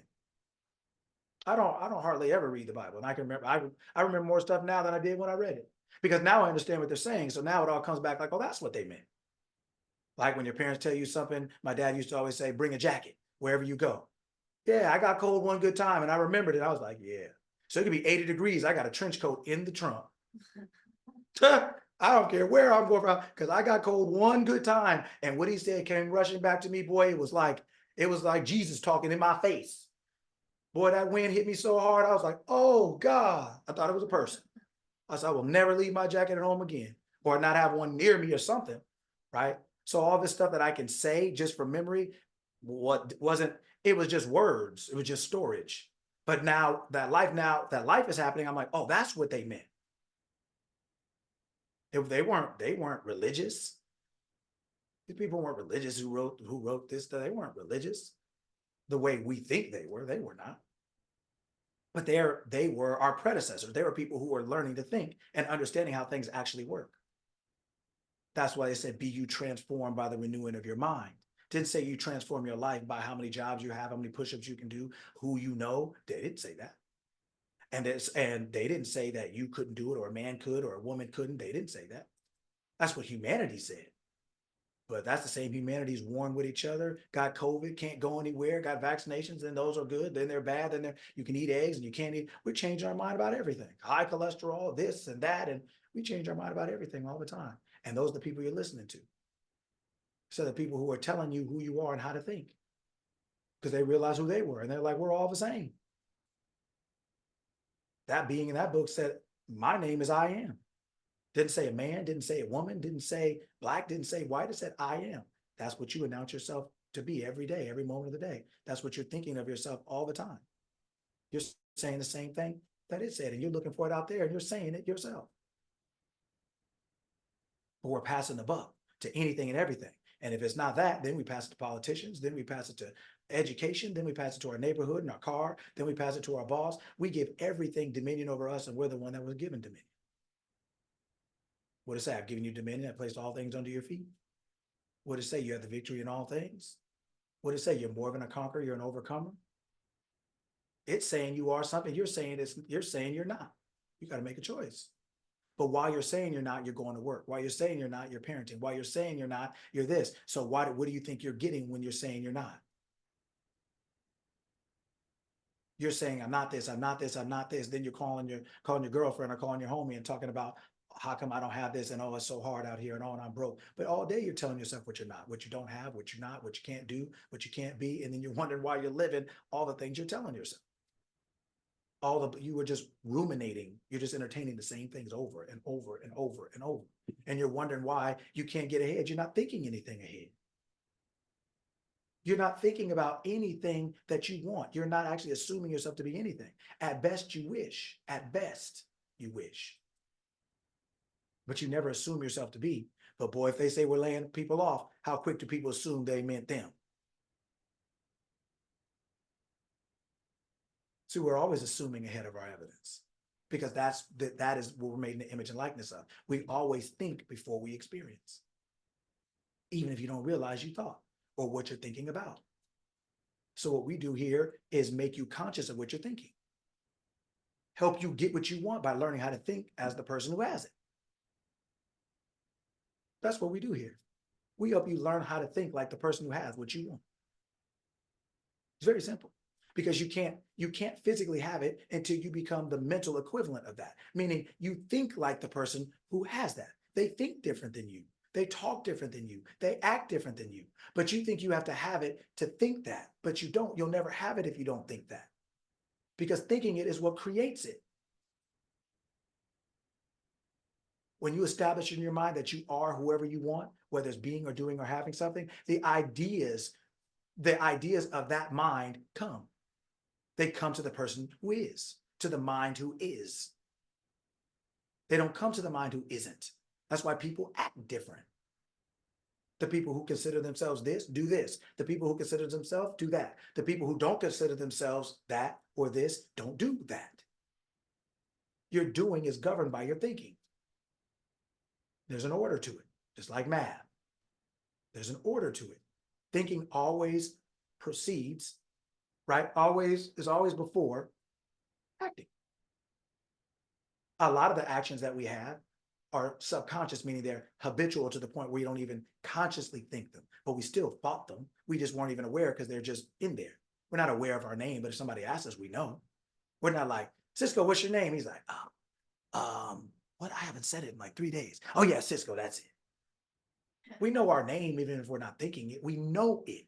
Right. Right? It's the same thing. It's the same thing, right? There are things that we just are just know. And those are things that we have repeated the most. But just like your name is your name, whether you know it or not, well, guess what? Everything else you know, right? Meaning whether you're thinking it or not, everything else you know is operating just like your name. So that what you know is hard out here. Money doesn't grow on trees. Oh, when I get old, things stop working. Oh, I can't get a job because I'm older. Oh, I can't have a relationship because my other ones didn't work. Oh, I can't have good health because of this. Oh, that's operating just like your name. It's operating. And just because you're not aware of it, you'll attribute it to something else. You'll say, oh, it's because I'm old, or because I'm a woman, or because I'm a man, or because I'm white, or I'm black. You'll attribute to 1,000 other things. And those are most people's religion. All the gods of the world that we celebrate or that we worship. Age, gender, education, your boss, you're this, you're that, the medication. We worship so many other things, and we're just out here like all of us are in their casino of life. We're just playing blackjack, Russian roulette. We're playing all the games at once. We don't know what to attribute our success to. So we're unstable. First is our medication, then it's our significant other, then it's our job, then it's if we get a raise, then it's if I can move to another neighborhood, then it's we're just walking around playing hopscotch in our mind, just jumping around at everything. We're unstable. We don't have a stable concept first of ourselves, therefore everything else is unstable. We don't know what to believe in or believe for, we don't know. So then we attach our outcome, our desire to something outside of us. If I get this job, then. When I get this job, then. If I can, everything is conditioned upon the outside. Which is not correct because the outside is something you create. It can't do anything for you. You're the creator of it. It'd be like telling your 5-year-old, hey man, I need some money for groceries. Well, you created it. It's not designed to do that. You created jobs. It's not designed to save you. You are the savior. You create a thing that you think is going to save you.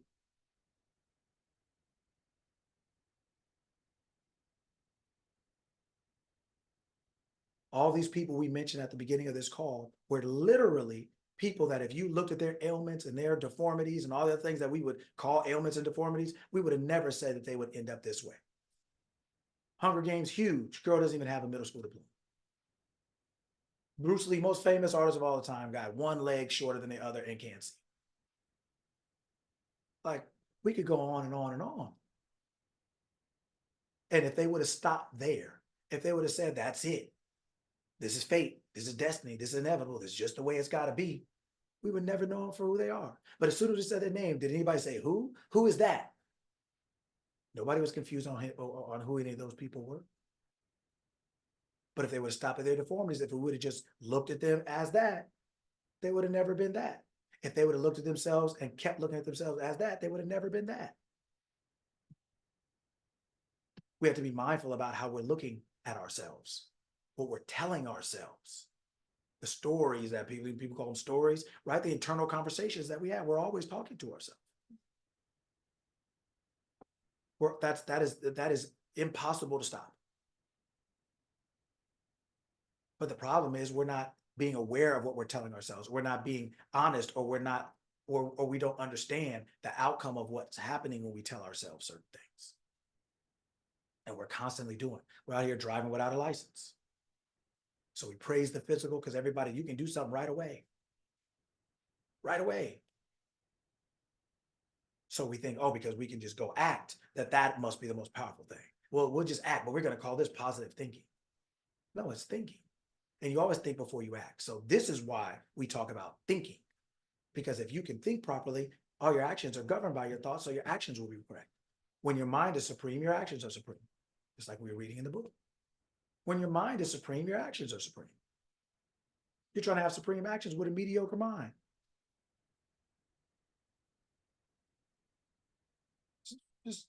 It's like trying to go to Nordstrom with $2. It's just not going to work out. You being a good person, you efforting, you scripting, you grinding, you got $2 at Nordstrom. It's going to be tough. There's only so much action that's going to do anything with that mind. If you want your actions to be supreme, your mind first has to be. That's why we talk about this. We could talk about 1,000 other things. Like I always say, law, health, history, we can talk about all the physical world. But we're here to talk about being in control of this world we live in, meaning being in control of the life that we live in this world. We don't have to control the world. You just control yourself and you'll be fine. Stella said you can't get a zipper with $2 at Nordstrom. You can't get nothing. If they knew how much you had, they'd probably throw you out. If they patted your pockets before you walk, well, it's the same thing, right? We have this grand idea and such a low concept of the idea of the person holding the idea of ourselves. We have such a grand idea of wealth, of health, of relationships, of success, of joy, of peace, of happiness. And the person who wants it has such a low concept of themselves. How do we think we're ever going to attain that? Right? Or we want our life to be supreme while our mind is mediocre at best with the way we're perceiving ourselves, thinking about ourselves, talking to ourselves, right? What we see for ourselves, what we see about ourselves. That's what's holding us back. It's not the outside world. That we're just use the outside world to hold us back. It's like a seatbelt. We put it on. The beliefs are just locking you into the position you are. That's all it's doing. The seatbelt isn't holding us back. We put the seatbelt on. The world isn't holding us back. We put the world on. And it's just holding us in place according to our beliefs. If somebody can be a box office star and not even have a middle school diploma, what is your problem? If Oprah can say, I got fired from her first job, out the gate you got fired, and say, I'm unfit for TV, and then she becomes a billionaire on TV, what is your problem? Somebody fights for a living or became famous for fighting, but can't see in one short leg, what is the problem?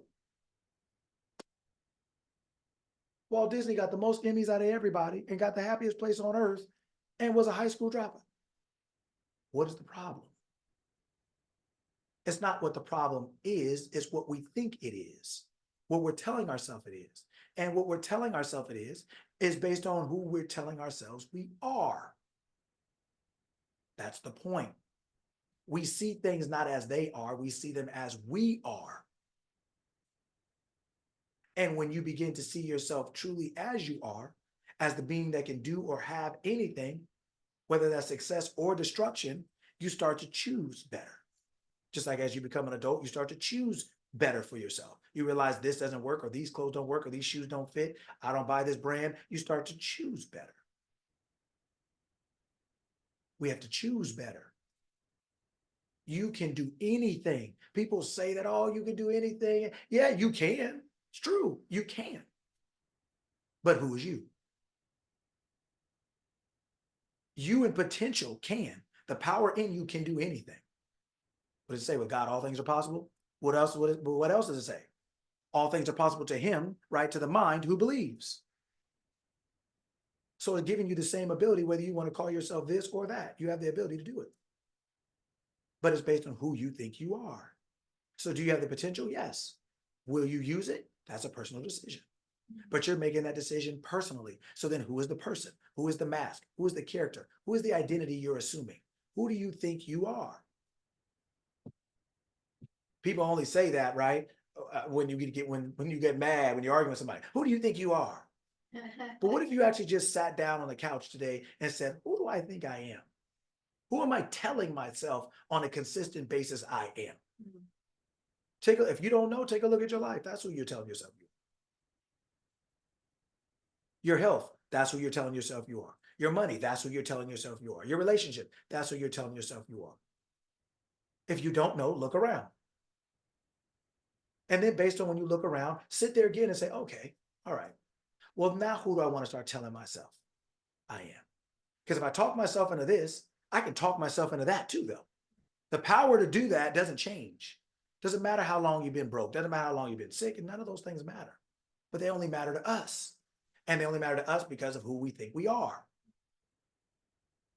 We think, oh, I deserve it. Oh, I'm just stupid. Oh, I'm just old. Oh, it's just the way it is. It's the way love goes. That's the way life goes. That's the way it is. Money doesn't grow on trees. All the other stuff we tell ourselves. So we stay in the position that we're in. But it's not because we have to. It's just because we don't choose an alternative, something else. Just like we got ourselves in, we can get ourselves out. It's like we put ourselves in, we can take ourselves out. The power of who you are never changes, never diminishes. You never lose it. But a lot of times we just quit because we don't know who we are. That's why I try to say it in as many ways as I can. I keep going back over it and over it and over and over it. This all starts with you and who you think you are. When you say I am, who do you think that is? What does that mean to you? When you say Nike, nobody thinks about real estate, right? When you say Delta Airlines, nobody thinks about tennis shoes. Your identity is your brand. This is who you are believing yourself to be, and therefore what you do, right? Nobody goes to the airport looking for shoes on sale. Nobody goes to Nike looking for the flight. Where's the flight at? Where are we taking off from? It doesn't make sense for that brand, right? So then you have to figure out who is your brand. Who are you? See, people think a lot of these things, people think business is different than life, and it's not. Business is a reflection of life. Business sits on top of life. Without life, there is no business. There's no dead people doing business. Would we agree? Right. So all the terms that we think are business principles, they're really life principles that you're just applying in business. So when we talked about a month ago or so, an XYZ statement, when we talked about that, right? Yeah, that's the same thing. X is your idea. Z is the outcome of that idea. Y is what people call the how or the middle. It's all but the why and the how doesn't matter when you understand how to think, because you understand what the why or the how, you understand what the why is. The why is all the physical things that happen as a reflection of your X, the idea, and its outcome. As long as you don't change the idea and its outcome, the why is always the conduit, the actions that take you from the beginning to the end. Then you can know that everything, that all the why, all the things that are happening are a reflection of your idea and its outcome. So then if you have a good idea, if you like the idea and the outcome, then you'll know that everything in the middle, when you know it's a reflection of that, then it doesn't matter if something happened. You'll say, this is just part of the path. This is just part of the unfolding of my outcome. If you know the idea is good and the outcome is good, if you like that, then you understand that everything it takes to get to that is a reflection of that. So if you call the X and the Z good, then you would know the Y is good. Meaning at a higher level, you would know that this is happening because it is taking me from my idea to its outcome physically. People think that's a business thing. That's a psychological thing. That is how when we talk about how to think in order to live well, that's what that is. When you understand that, you won't get caught up in the how. You'll know that everything is happening because of your X and your Z. When you talk about brand, your brand, guess who that is? You. Your brand is not your business. Your brand is you. Did the business come alive? Did anybody wake up? We talked about this before. Anybody just wake up with a business? Anybody wake up with an LLC? Anybody wake up with an S corp? Anybody wake up and just be on the stock market? Anybody just wake up with employees? Anybody just no. So then how could your business not be you? How could it not be a reflection of you? So if you want a big business with a little self-esteem, how's that going to work?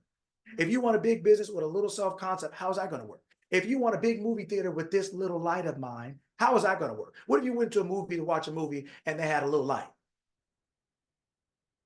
Just a little light. How's that going to work? Anybody going to watch that? How are you going to have a big life with the way you think, with the way we're thinking?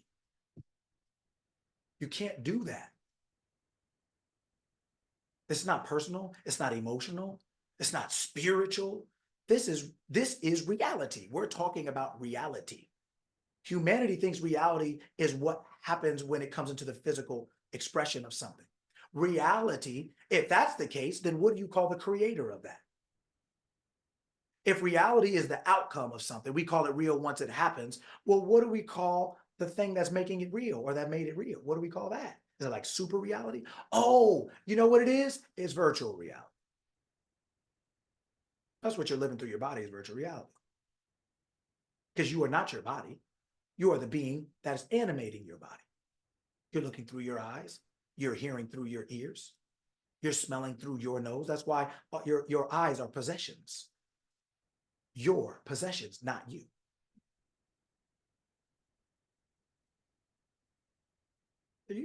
Your business is a reflection of you, and you are your first business. Everybody's trying to grow their business while they stay the same. Everybody's trying to grow $1 million business with a $10,000 mind. Nobody wants to sit down and change what they think or how they think about themselves. They're going to hire a consultant to do it. They're going to hire a media manager to do it. But just like we talked about on the call, you know what the problem with that is?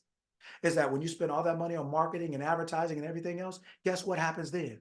Now everybody comes to your business. And then guess what though? Guess whose business it is? Yours. And then guess what? They're eventually dealing with you. So then guess what? You spend all that money to get $1 million worth of customers and you got a $10,000 mind when they meet you. So then what? You feel overwhelmed, your stuff's not ready, you're not organized, your products suck, you suck, everything, but you spend all this money to get all these people to look at you and you never realize what you look like. Wow. You actually never stop to think, what do I look like? Everybody tells you, go out and get market, go out and advertise, go out and do this, get on Instagram 50,000 times, go out and do this, and you got to have an XYZ statement, and they tell you got to do this, and what is your elevator pitch? And all those are fine. All those are fine. I have no problem with that. The problem I have with it is that is being emphasized over the actual person who has to do the work. And the person doing the work has a concept of themselves, which most often and most likely is why they don't have any business in the first place. And is why even if you get some, like a lottery winner who doesn't know how to use their money, even when you get the money, you're going to lose it. And you'll end up doing more to yourself than for yourself. Now, when that business comes, now you're stressed out, overwhelmed, and everything falls apart. Because you're trying to build a business bigger than your own brand. You're trying to build a physical expression of yourself that is overwhelming to your identity. Nobody wants to spend any, like I said, you're out here driving without a license. We think because we can start a business that we don't have to change how we think, or that it has no reflection on, or it's not based on what we think. Yeah, you can start a business. You can wake up, push a couple buttons, especially on the internet, and you have a business in a half hour. Okay, but whose business is it? Right. Yours. Then guess what? Goes right back to the same question. Who are you? Who is that? Who is that? You sell shoes and nobody clicked online today buying the shoes. Now what? What'd you say now? Oh, you did what everybody told you to do. You got business credit and you got your website and you got your media marketing manager. You done it all. but nobody bought a shoe today. You did everything everybody told you to do, but nobody bought anything. Now what? See, I found when I work with people, especially one-on-one, but when I work with people just in general, I found that humanity is really, it's levels of it, but a combination of sad, angry, depressed, exhausted, overwhelmed, worn out, because most of the time people have done what they've been told to do and it didn't work. It didn't work the way they thought it would, or it didn't work out the way they thought it would. It didn't last as long. And so they're thinking, but I did everything you told me to do. But the one thing no one told you to do is figure out who you are. What do you, when you say your name, Della, when you say your name, Sparkle Bailey, what does that mean to you? Who is that? Is that the person who can or the person who can't? Is that the person who says, I am this, whether I sell a shoe or not? I have $1 million business, whether somebody bought my shoe today or not? I am. People don't actually, people think they can, it's almost like people think that they can artificially create this identity to show the world or to present to the world and think that, okay, good, you got them. Now they're coming to you. They don't care what identity you presented. They're coming to you. But now guess who's got to do the work? Or guess who's got to believe they still are something? And when you don't know who you are, you don't have the tools to do that. You don't have the tools to manage the up and down of business, so to speak, so that you don't have to go up and down. First of all, you don't know how to manage when things don't look, when things seem or appear to be something. You go down with it. You don't have a stable concept of yourself, so you can't produce a stable identity and therefore a stable performance. So now you have a business that you want to be stable, but you're unstable. You're trying to put a big thing on an unstable platform. There's a class I teach called The Business of Being You. But your first business is you. It's you. You're the one that has to do your business. So who are you? Who is the you doing your business? Who is the you that is being presented as you through your business? You are presenting yourself through business. You're presenting yourself through this relationship. You're presenting yourself through these different mediums, but you are the single presenter. Presenting yourself, you're a mother, you're a daughter, you're a sister, you're a niece, you're an aunt, you're all these different things, but you're one being. You're just playing these different roles. It's the same thing. You are one being having a business. So whoever you are is what your business looks like. You are one being. So whoever you are is how you handle yourself in a relationship. In every area of life, it is you doing it. How do you do that well if you don't know who that is or what that is? If you haven't decided, determined, defined, or chose what that is. Everybody's telling you go get a relationship. Who are you? How do you know which one to pick? How do you know who to pick? If you don't know who you are, how do you know? Everybody's telling you get a bigger business. Well, how do you grow something and you stay the same? How do you do that? How do you lift a bigger weight with the same muscle? Doesn't your muscle have to grow? Like something has to happen before you can do that thing. But just like getting in a car and we can drive down the street, you can do that. So nobody stops to think I should have thought about this first until the police catch you. See, nobody comes to what we're talking about until they don't have anything else. Because that's why I say most people I work with, they're mad, angry, upset, they're disillusioned, they're disgusted, they feel discouraged and defeated. Not because they're lazy or bad people, but because they work their butt off and still don't have nothing to show for it. Still don't have anything close to what they wanted. Then you know what people tell you to do is be grateful for what you have. Somebody always got it worse. They tell you, they're trying to get you to rationalize or numb the feeling of, okay, yeah, but I'm not ungrateful, but I'm not grateful for what I got based on what I gave up to do it. Most people are unhappy, not because they're lazy or stupid, it's because they did everything they thought they should do and they don't have what they want still. They're still no closer to it. I talk about this so passionately because that's how I felt. I live what I'm saying here. Like I live, I ain't on here, no pastor, no preacher, and then you see me down at the mall with some, that ain't, you ain't gonna catch me in a motel. You're not gonna, like, this ain't that type of experience. I'm living what I'm telling you, but I'm not preaching it to you like you should do what I say. I'm giving you the information so that you can ingest it or digest it enough to start applying it for yourself. Because I don't care what you want. I just want you to have it. I'm just giving you the information. I tell you, I'm not asking nobody to follow me. You ain't got to have no certain outfit on. You ain't got to pledge allegiance at the beginning. This is not about that. I'm just giving you the information for you to take it so that you can live the life that you want to live. But I'm passionate about it because I live this life. I want to know what's making, I either don't know enough or I don't know the right stuff or what something, but I thought my life should be better than what it was. And I thought, well, what makes this work? Why is this person rich and why is this person poor? Do you have to be white? Do you have to be a woman? What do you have to be? I don't know, but something's got to be different. I don't care what the answer is. I just got to figure it out because this is not working. I don't want to keep doing this every day and be called a good person or be grateful when I'm not actually. I don't feel grateful for this car. I mean, I want that car.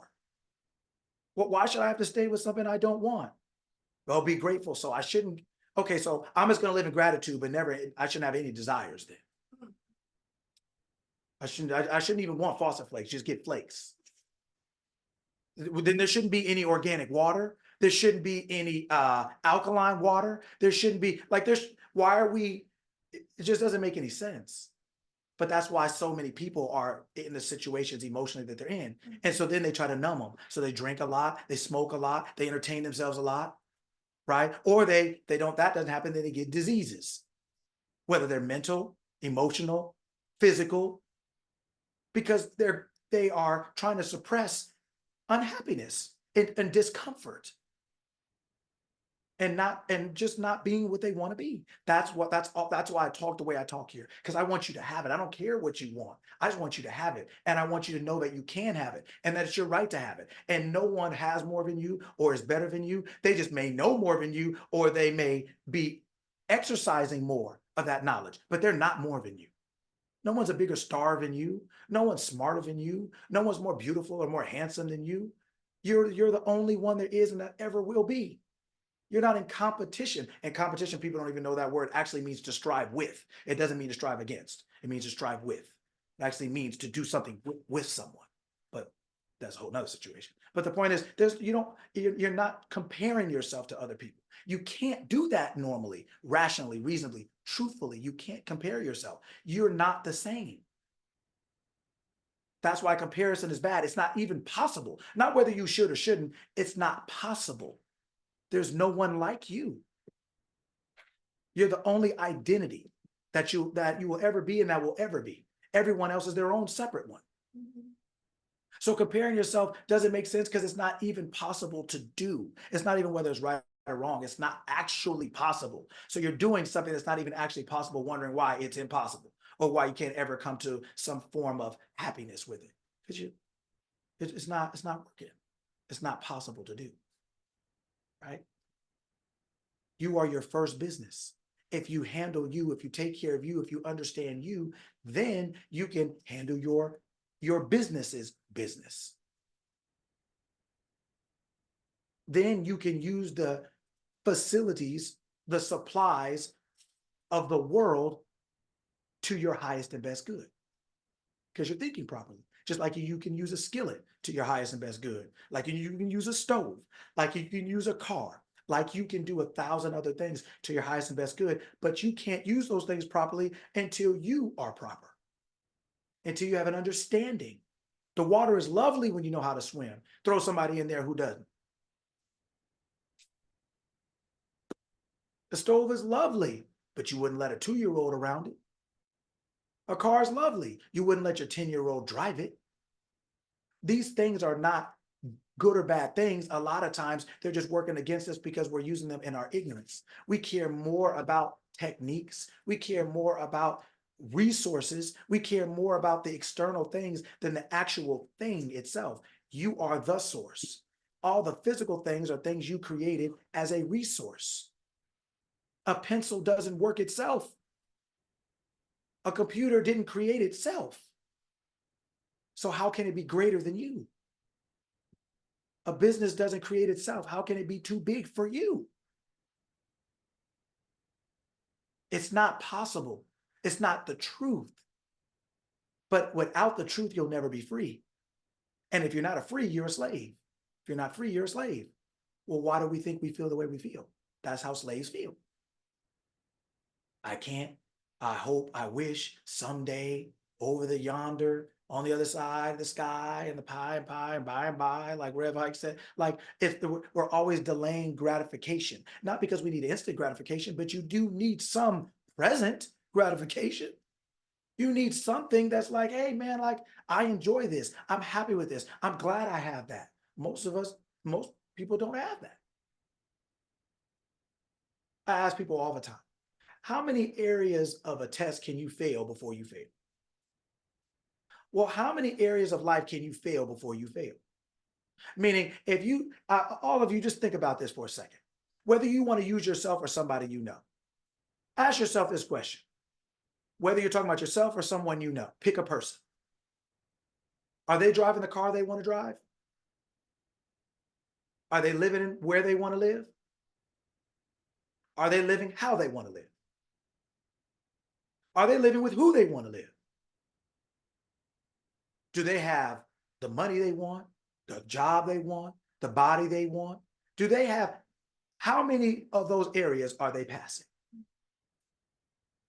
Said this probably a year ago. What would their life GPA be? Boy, would none of us make it out. We'd either be on academic probation or just plain kicked out. How many of us are actually good students in life? How many of us are actually passing?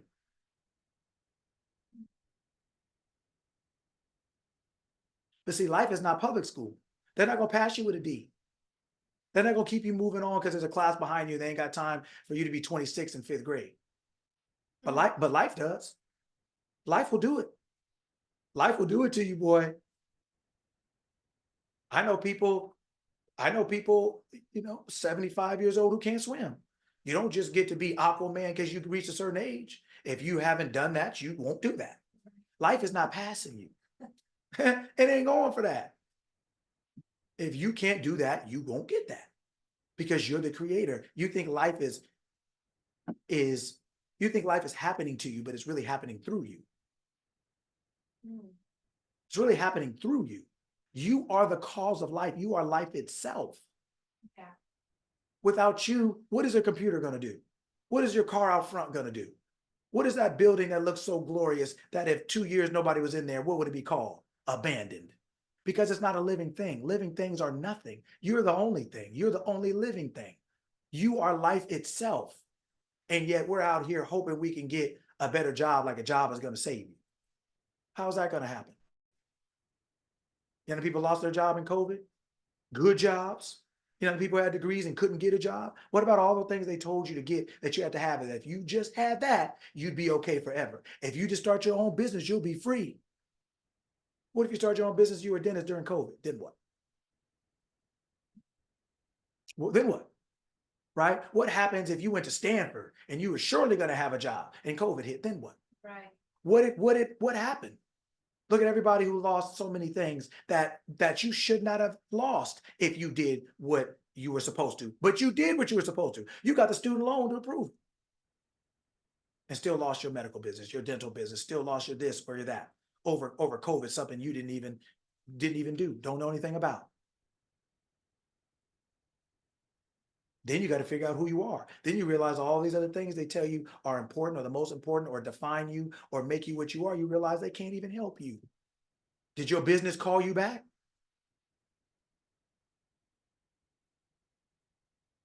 Did your car fill itself up with gas because you were on hard times? Did your leg say, this is COVID. I'm gonna go on. I will stop the limp for 6 months. I'll give you a 6-month deferral. You can walk straight for 6 months. Did all the things that you are worshiping, praising, believe are bigger than you, greater than you, if you just had those, did any of those things come and give you a break? No, because they're not living things. They're based on the living thing, which is you. And if you're not in control, it's over. It's over. Your business is a liability. It's not an asset unless you're an asset. Your business ain't gonna make money for you in spite of you. Your leg's not gonna be healthy in spite of you. All these things are liabilities without you. They can't do anything for themselves. So the only thing they're doing is based on what you're doing. That's why I say you need to get a handle on yourself first before you go out doing a whole bunch of marketing and all the other stuff that you're doing to get people, and they meet you and you ain't got nothing to offer them. You don't have nothing to offer yourself. And if you get a hold of yourself, people will come to you. Everybody can smell somebody that has nice cologne on or nice perfume on. Everybody notices a nice car going down the freeway. You notice things. You don't have to see it before. You don't ever have to know what it is before. But you'll be like, well, what is that? Stands out. When your light is shining, it stands out. When you know who you are, it stands out. People will talk to you, approach you. They'll talk to you. They'll ask about you. People will come to you. But we're in such a hurry trying to make ourselves appear something to someone else that even if it worked for a second, it's capped once they meet you. I left you 3 emails. Oh, girl, I'm so busy. But you went on here and told me you looking for people. I'm here. What you got? Oh, you're okay. Can you give me 6 weeks? Because I still got to get my website up. Well, why are you out here running your mouth like your website's up then? Why are you running your mouth like you ready? You're not ready. Now you done mess yourself up with somebody. Because you can make yourself appear anything. But once they come to you, who are you? Your business doesn't have a problem. You got a problem that your business is reflecting. Your business is just the symptom of you. If you on top, your body is a symptom of that. It looks like it. If you not, it looks like it. Has anybody ever said my body is sick? Has anybody said that? What do we say? That I am. Anybody else? What do we say?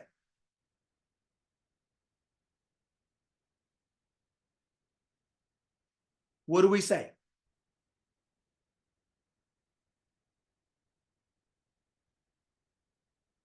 I have a cough.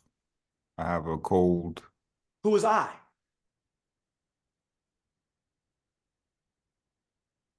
Monique says, I do say the body has. Sean says, I am. Hmm? I have, I am. Who is I?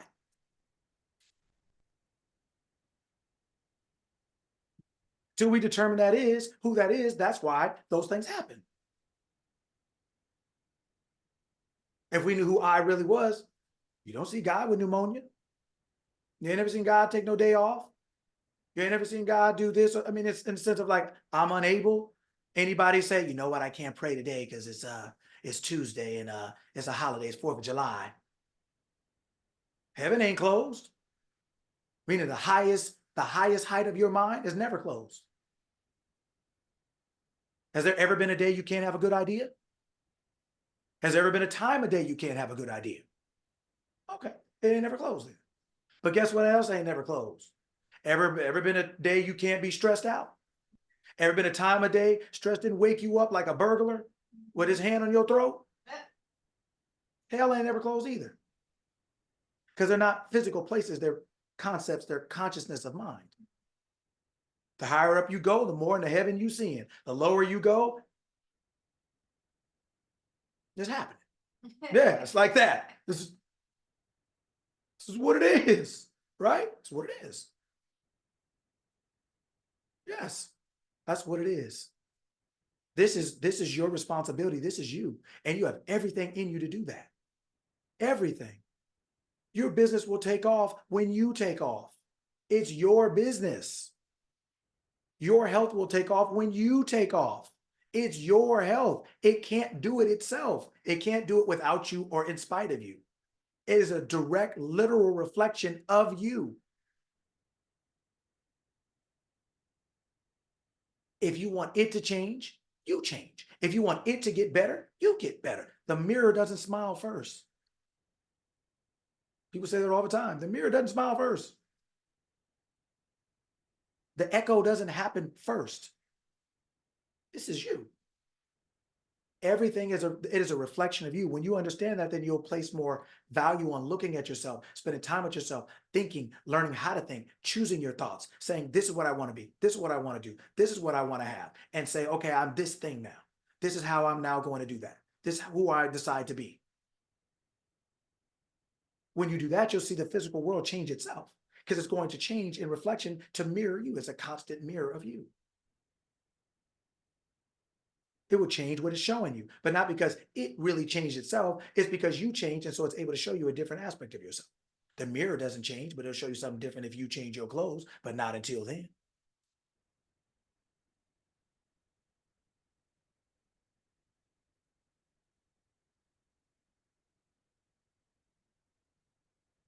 This is all about learning who you are, which is consciousness. That's all you are, is consciousness. Your consciousness, you're aware of being. That awareness of being can do anything. So when you decide, what do you want to become aware of being? You have to decide that. Aware of being means consciously, I'm aware of now being Leslie. I'm aware of that. I know that's who I am in this experience. I know that. Now, when I become aware of being Leslie, that means something. Okay, well, what else do I want to become aware of being? Do I want to be aware of being healthy? Do I want to become aware of being whatever I become aware of being? It means consciousness is giving life to this. I'm now aware of being. I have given life to this thing. The first thing I became aware of being is Leslie. That's what my physical form is. I've named it. That's what's giving this body life. This body is not a living thing any more than my car is. When I step out, it's over. Called front lawn parked or front street parked or garage parked, or humanity calls it death. When you step out, it's over. It doesn't move. It's going to be the same place you left it. So the first thing you become aware of being in this physical world is the identity you give yourself. Awareness decided to now become aware of being a particular specific thing, an aspect. So that it gives life to that. You can give life to money just like Leslie. It's just an aspect of awareness. I'm aware of being a human called Leslie. I can also become aware of being a human called Leslie with money. I can, just like grocery shopping, I get eggs, salad, hot sauce, Doritos. It's one being purchasing different things. It's one being becoming aware of being different things. And just as much as you're alive, you can be wealthy. Just as much as you're alive, you can be healthy. How do we know? Because it's the same power that's making you alive in the first place, even alive to be miserable. You can't be miserable dead. So if you have the power to make yourself alive, that's proving to you that you have the power to do something. Now it's a matter of how much power do you think you have? Or do you think it's limited? Or the areas you can apply it to is limited? When you understand how to think, you'll realize that I have the power to do anything, anywhere, any direction, at any time. But only if I'm willing to assume that that's true. I'm willing to believe that that is true for me. That is the only way you'll get the receipt. It's the only way you will be able to prove the proof. You won't get proof before the experiment. You won't get proof without trying it. You won't get a receipt without buying it. You won't get the thing you're looking for to give you the proof to try, you don't get until after you've tried. I mean, until after you've done. You can't say, give me a receipt for that. They'd be like, you haven't bought it. Yeah, but I plan on it. But you haven't. I can't give you a receipt for something you didn't purchase. You can't get proof that you can be just as wealthy as you are alive if you're not willing to become wealthy in your mind by assuming that I am wealthy or whatever you want to physically express. You have to consciously express that first. That's a law. That's not emotion. That's not personal. That's not gender. That's not sex. It's not race. It's not creed. It's none of those things. It's a law of mind. It's a law. These laws of mind, people have made religious, just like people make running shoes by different brands. You got Nike, Brooks, Adidas, Reebok. We got Christianity. You got Muslims. You got all kind of Buddhists. You got everybody. But they're still making shoes. They're still talking. So now people have taken a thing and sectioned it off into different things. But the truth of the matter is, you running on running shoes. The truth of the matter is, consciousness creates reality, and it's the only reality. God is the only creator. That's consciousness. So your consciousness is who you are. Whatever you decide to apply it to, right? You picked a brand called Leslie. You picked a brand called Sarita. You picked a brand called Marcus or Johnny. Now, what does that brand do? Okay, that brand runs, or that brand builds houses, or that brand flies planes. What is it that you are now wanting to create for yourself? With your consciousness, you can create anything. We are here to be aware of that so that we create consciously on purpose. Who wants to get on a plane and not know where they're going? Anybody want to do that? Who wants to be driven in a car with the eye with blindfolded, and then somebody says, do you want to buy that house? Who wants to do that? You don't know where you are, you don't know what the house looks like, but we're making these decisions just as blind in life. What do you think blindness is when you call it fate? When you call it destiny? This just had to be, this just had to happen, this just had to this, or this just had to that. You're just running through blindfolded. You're just out here playing craps. You're just out here playing the numbers game. You're just out here playing the lottery. We're just guessing. And gods don't guess. Because guess what? Who's going to create it if God is guessing? Hey, God, can you help me? I don't really know. I mean, what you think? You got, can I get $10? I got two. Like, what are we going to do with that? Well, why do you think we don't have what we want? What are we going to do with that? What are you going to do with that mind? You can't go to it. It's bankrupt. It's insufficient. It got bad credit. It didn't lend it. It don't have nothing left. You got to let that one go and pick up the one that has an eternal, infinite budget. The ability to do or be or have anything. Right? So we have to get rid of the war in our mind. You can't throw your body out to the world and say, I want to be a this or that or the other. And you sit there in your mind and say, that ain't going to ever work. Because they don't hire women, or because black people can't do this, or white people can't. If you out here playing that game, you're double-minded, you're unstable, you won't get anything. Don't matter how hard you work, but that's why people are so mad, because they don't realize they're double-minded. So they're throwing their body out for 60, 40, 60, 80 hours a week and don't have anything, but their mind is saying, I'm never going to get anything. And then they wonder why they don't get anything, because they did something, but everybody tells you to do something, but nobody tells you the doing is thinking, it's not the physical. And people don't know that, so they're genuinely confused. They genuinely say, how did I get here? How come this isn't working? How come I'm trying so hard? Yeah, because you're physically doing something. Don't you see like 6-year-olds at the Y playing basketball? They try hard. It don't make it good. It looks like a circus. They're out there killing themselves and each other, ball going in the stands, right? The parents are sitting there on the sideline, hoping they don't run into each other. Everybody's got the ambulance on standby. Everybody's got the Band-Aid kit. Everybody in there is a first responder. A 6-year-old basketball game, football game, everybody's a first responder. You never know what you're going to get. It doesn't mean but they're sweating. They're drinking Gatorade. They're running hard, but they don't have that level of skill. They don't think like that yet. You're teaching them, you're introducing them how to do that, how to do this thing. So the physical thing that everybody's telling you to, if you just keep going harder, faster, longer, stronger, not if you don't think properly, it ain't gonna help. And most of us haven't thought properly. So that's why we're so angry and upset and exhausted and overwhelmed. And then we're trying to be good people and trying to be grateful and practice gratitude. How? How you practice gratitude in the dark? How you practice gratitude when you got more bills higher than your window? How do you do that? I'm not saying that you can't choose to focus on gratitude, but what I'm saying is that people are using gratitude as a scapegoat for improvement, for changing your mind. They're using it as synonymous to just be happy with whatever you do got left. That's not gratitude. That's why it don't work for most of us, because it's not really gratitude. It is psychological Tylenol. It makes you feel better for a minute. It don't change nothing. It's not going to help anything, because that's not really what it is. We're not here to make you feel better about being bad, or meaning not being bad, or doing bad, or just not being happy. We're not here to make you feel better about not being happy. We're here to tell you that you can be happy, but you're going to have to choose to be. And you're going to have to realize that you have to choose to be in order to become. You're going to have to choose to be wealthy in order to become wealthy. You're going to have to make a psychological decision. Faith is a decision. It's not an emotion. It's not a person. It's not religious. It's not any, it's a decision.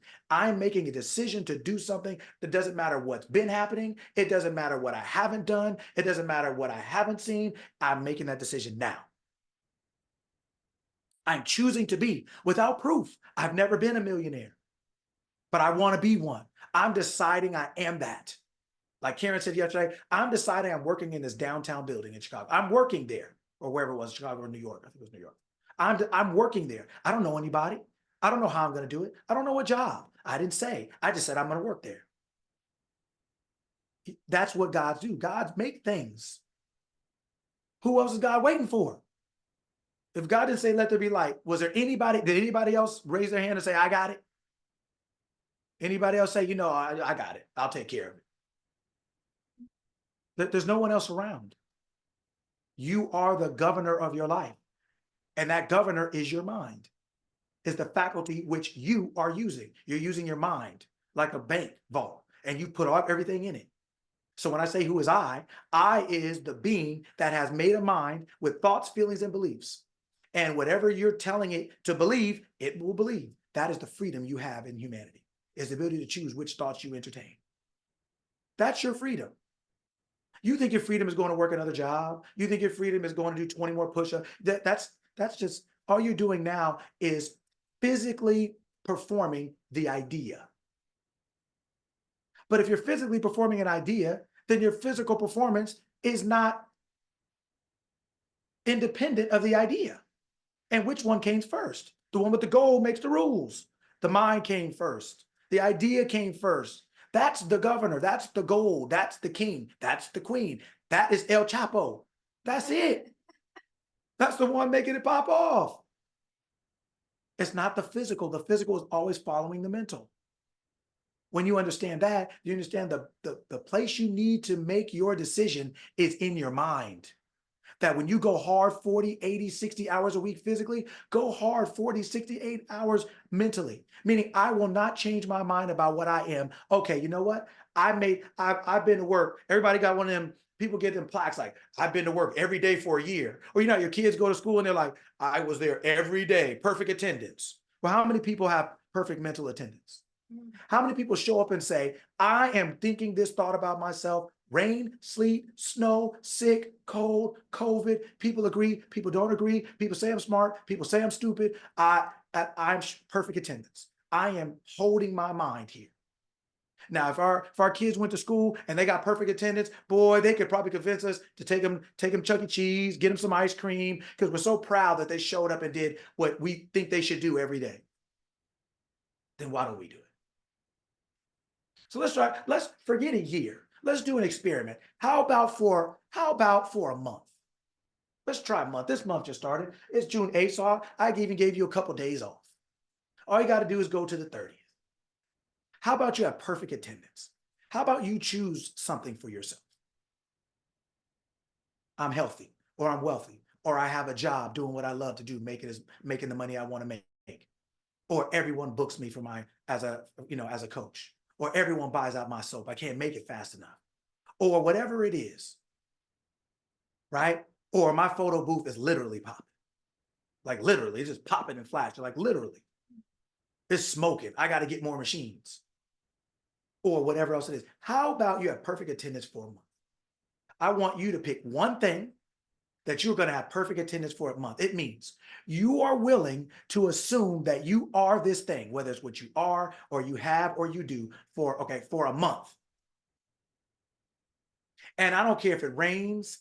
I don't care what you think. I don't care how you feel. I don't care if people told you you're stupid. I don't care if people said you've never done this before. I don't care if you tell yourself you've never done it before. I don't care if tomorrow the emotion wears off and now you're in reality and you're like, oh, well, maybe. No, I don't care about any of that. I don't care about your feelings. Faith is a decision. You are making a choice without proof. You've never seen it before. You've never done it before. No one's ever told you could or you should. No one's volunteering to help. There's no cheerleaders. There's no pom-poms. Nobody's saying you can do it. And you're not even saying you can do it in the sense of you're not making a decision emotionally. You are making a decision.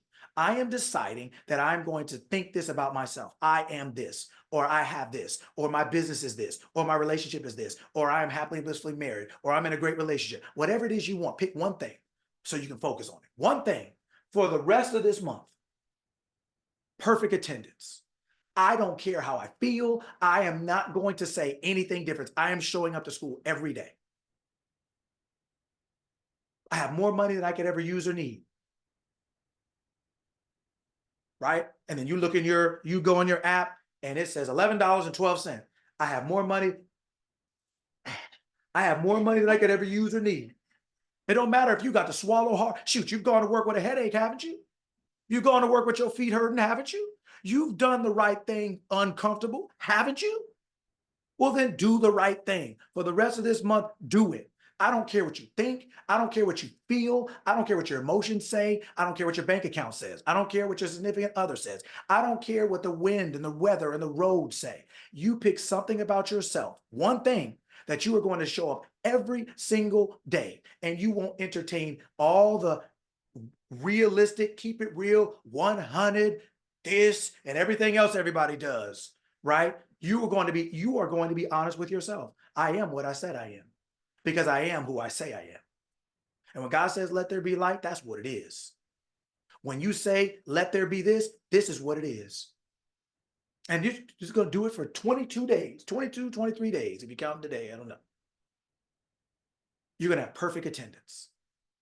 In your mind, you are going to say you are this, and you are not going to let it go. You are not going to allow yourself to say, well, maybe not. Well, maybe halfway. Well, maybe this is not a union. This is not negotiating, bargaining. You're not going to rationalize it down. You're not going to condition it and say, well, I'm this if. No, you are this, period. Whether it's what you are or what you do or what you have for the rest of this month. And you will not let it go. You don't have to tell nobody. It's probably almost better that you don't. Just keep it in your own mind. Keep it to yourself. But every time you think about it, every time you look at your account, it doesn't matter. You're not looking for it to say something. You will see what you say if you keep saying it. You will not see it until you say it.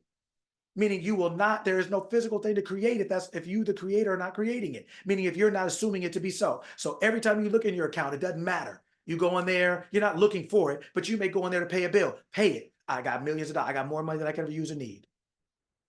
You go in, you thought, you saying, you know what, my boss hates me. Now it's my boss loves me. Can't do without me. Every time they see me, they're out in the parking lot with coffee, waiting for me. Want to know if they can rub my shoulder. I told them sexual harassment, don't do it, but thank you for the thought. Right? And they're like, you literally flip it on his head.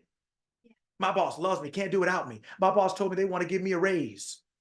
You want to talk and complain? Then why don't you talk and be successful now? You talk to yourself in the car.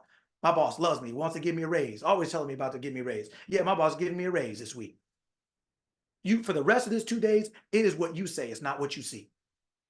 It's what you say, it's not what you see. Change what you see by what you say. For the rest of this month, right? Doesn't matter what you pick, but you don't say one word against it. You don't, yeah, the thought will come. Oh, it'll come. Like I always tell you, it's like that ex-girlfriend, that ex-boyfriend. They'll call you because they used to calling you. You know what it is. First couple of weeks is tricky. You got to just shoot them a voicemail, block them. You got to just do it, hide. You got to do what you got to do sometimes, just depending on what it is, right? The thoughts will come. They do. They just do. They just do. So what? So what? You're moving on for a reason. You've done this long enough. Don't you see it ain't working? You moving on for a reason. That thought has been there long enough to see if it's going to work out or not. It hasn't. Think something different now. Now you're going to choose something different for the rest of this month. I like it. We'll do it. I don't care nothing about what nobody like. There's a whole lot of stuff people like. A whole lot of stuff people want and wish. I only care about the doers. I don't care nothing about the wishers. Right? All the other stuff. All right. That's good. Questions, comments, anything like that? We got 10 minutes. I have a testimony to what you just shared. What if I don't want to hear it? Maybe I was good. Well, why would you do that? Yeah, that's wonderful. Go for it. So, I remember I was having a conversation with you over text, and you said practice saying my husband always. Hmm. So instead of wanting to roundhouse kick him, Hmm. I have been saying the affirmations, my husband always, Hmm. dot, dot, dot, whatever that is. Yes. And immediately his behavior towards me shifts. And I don't have to say anything to him. Something happened last week and I was mad at him. And I said, instead of being mad, let me just write down my husband loves serving me. And I kid you not, less than 5 minutes later, he said, what can I do to be a better husband? I was like, holy cow, it works. Oh, It works. that's It wonderful. works. And it's just a constant reminder. So yeah, thank you for that. It works, people. Oh, that's wonderful. Good for you. That's awesome. Yeah, I love it. That's what we mean by practice and play. This is for your life. This is not to be like in some kind of seminar and then you go outside and live life different. This is to apply to your life, your relationships, your health, your business. You can apply this right now. You don't need startup costs.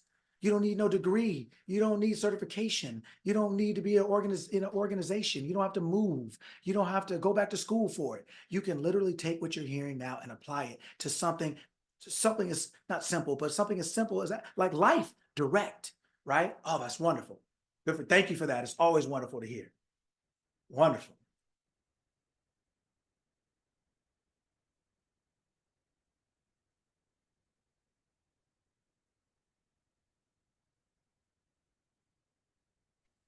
We got 7, 8 minutes left. Questions, comments, anything before?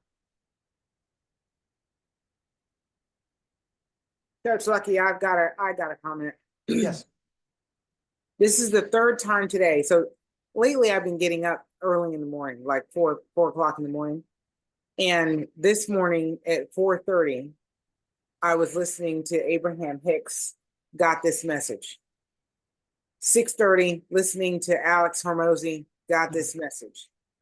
Now you're the enforcer. It was, kind of like the tingle and the tap on the shoulder, and now the brick upside the head. So, I've been paying attention to those synergies when things keep coming, that this is something I really need to adopt and pay attention to and figure out how to, interact in my life consistently, because it's that tap that my higher mind is saying, this is what you need. This is what you need to do. So thank you. Aha. I appreciate Wonderful. it. And you hit on something that's very important, because I've said it a couple of times and it's important. All of us are having individual journeys. What is relevant to you is relevant to you. We're all having individual experiences. So we don't all have to talk the same or think the same, as far as like you have your own individual way of thinking about things, saying things and things like that. As long as you get to the same end, right? As long as you get to the house for the family reunion, you can get there any way you want to, right? Everybody has their own way. Some people walking, driving, flying, skateboarding, rolling, crawling, whatever it is, as long as you get to the family reunion. As long as you get to that place in your mind where you are assuming you are whatever it is you want, where you make a decision to be and you assuming you are, whatever that is for you, right? We're all having individual journeys and everybody is different. We think about things differently. We process things differently. So it's not for all of us to be some kind of, not theistic, but we don't all have to think the same way, right? We just all have to have the same understanding, right? But we do it our own way.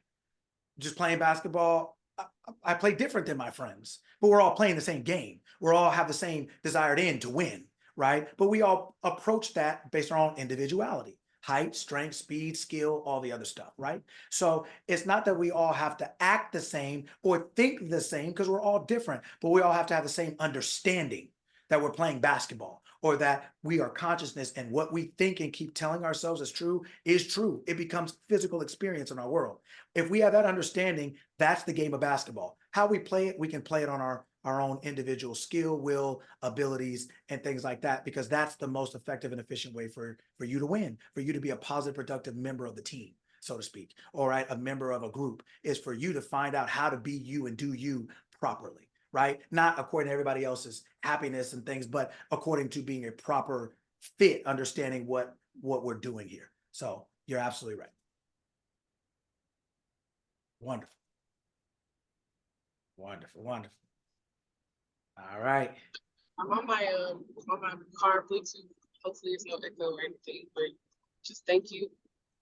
Thank you, Veronica. Thank you. My heart is overflowing gratitude for both of you. Thank you.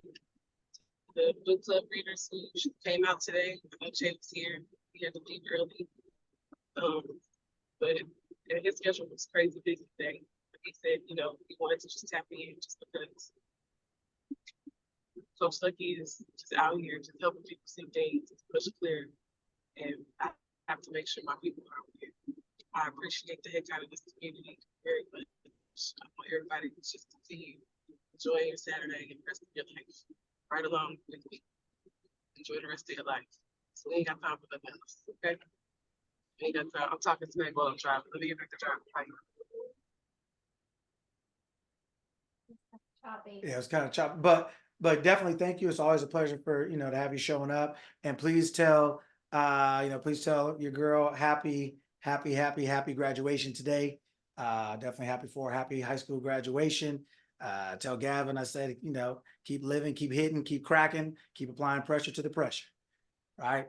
So that was wonderful. Definitely thank you for showing up always. And, you know, tell Kaz we said happy graduation for sure.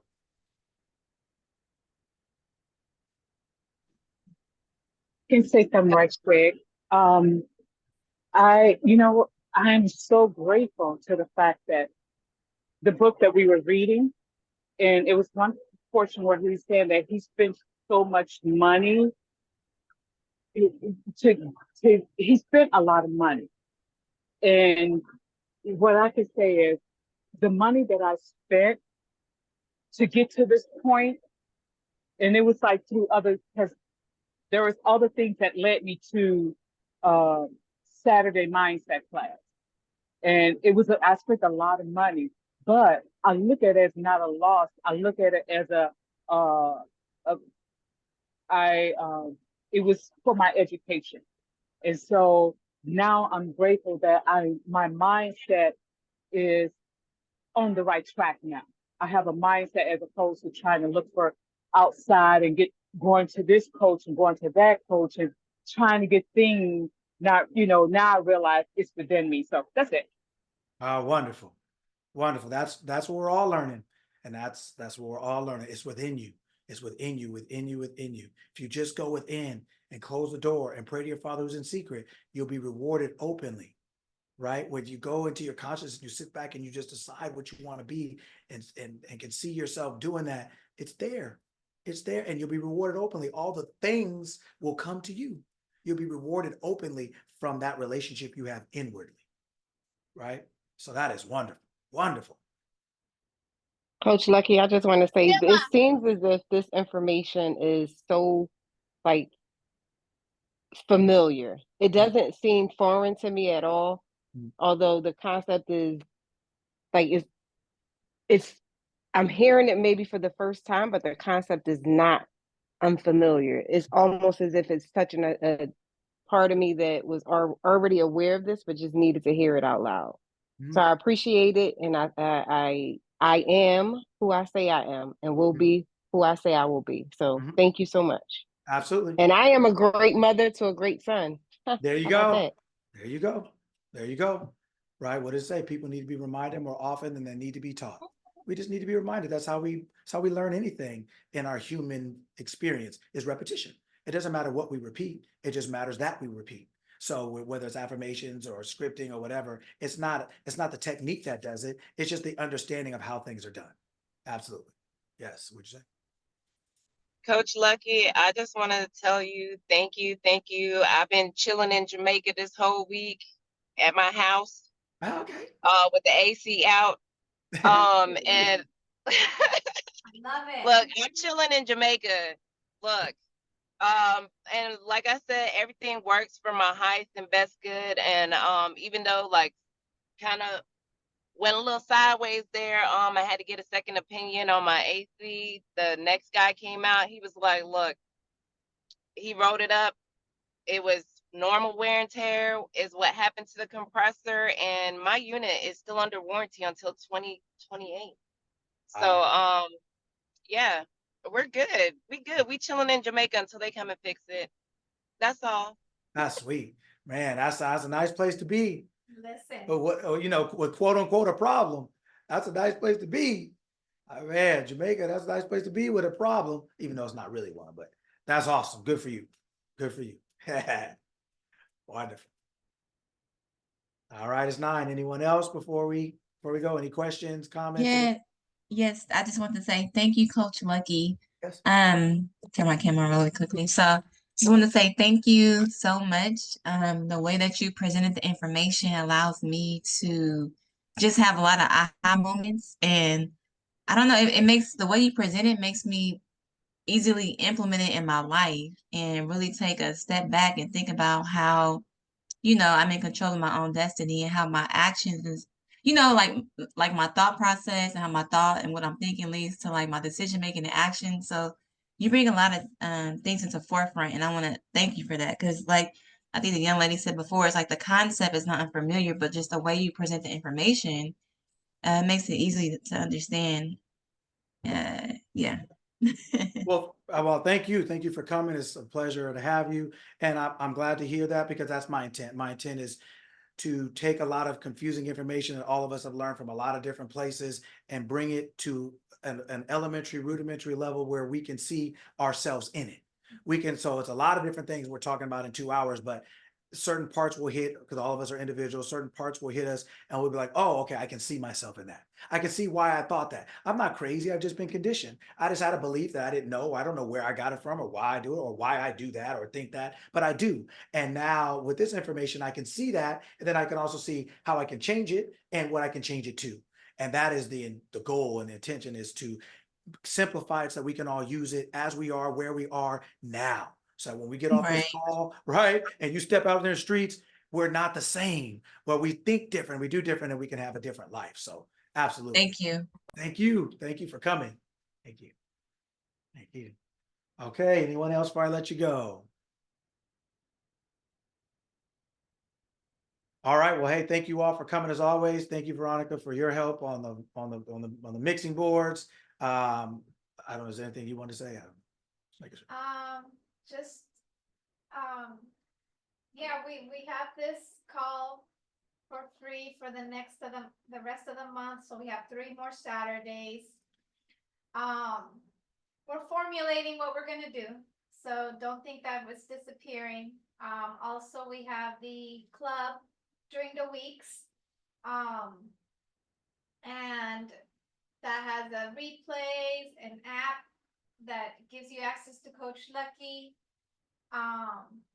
And yeah, we're excited to be able to have this experience with everyone and share our experience with everyone. Like-minded folks. I really enjoy it, and thank you for coming. And yeah, we'll see you guys next Saturday. Invite your friends. Tell a friend to tell a friend. Yep, we'll see you next Saturday, but definitely invite. We got a couple more weeks before this morphs into something else. So, invite all your cats, dogs, friends, birds, whoever you want, they're more than welcome. And so that we can all, share this information, right? So that we can think like the person we choose to be, right? Grow together, grow together. That's it. Right. That's it. That's it. So we can find some like-minded mates and business partners. Hey, a little bit of everything. That's a wonderful place for everyone. Yes.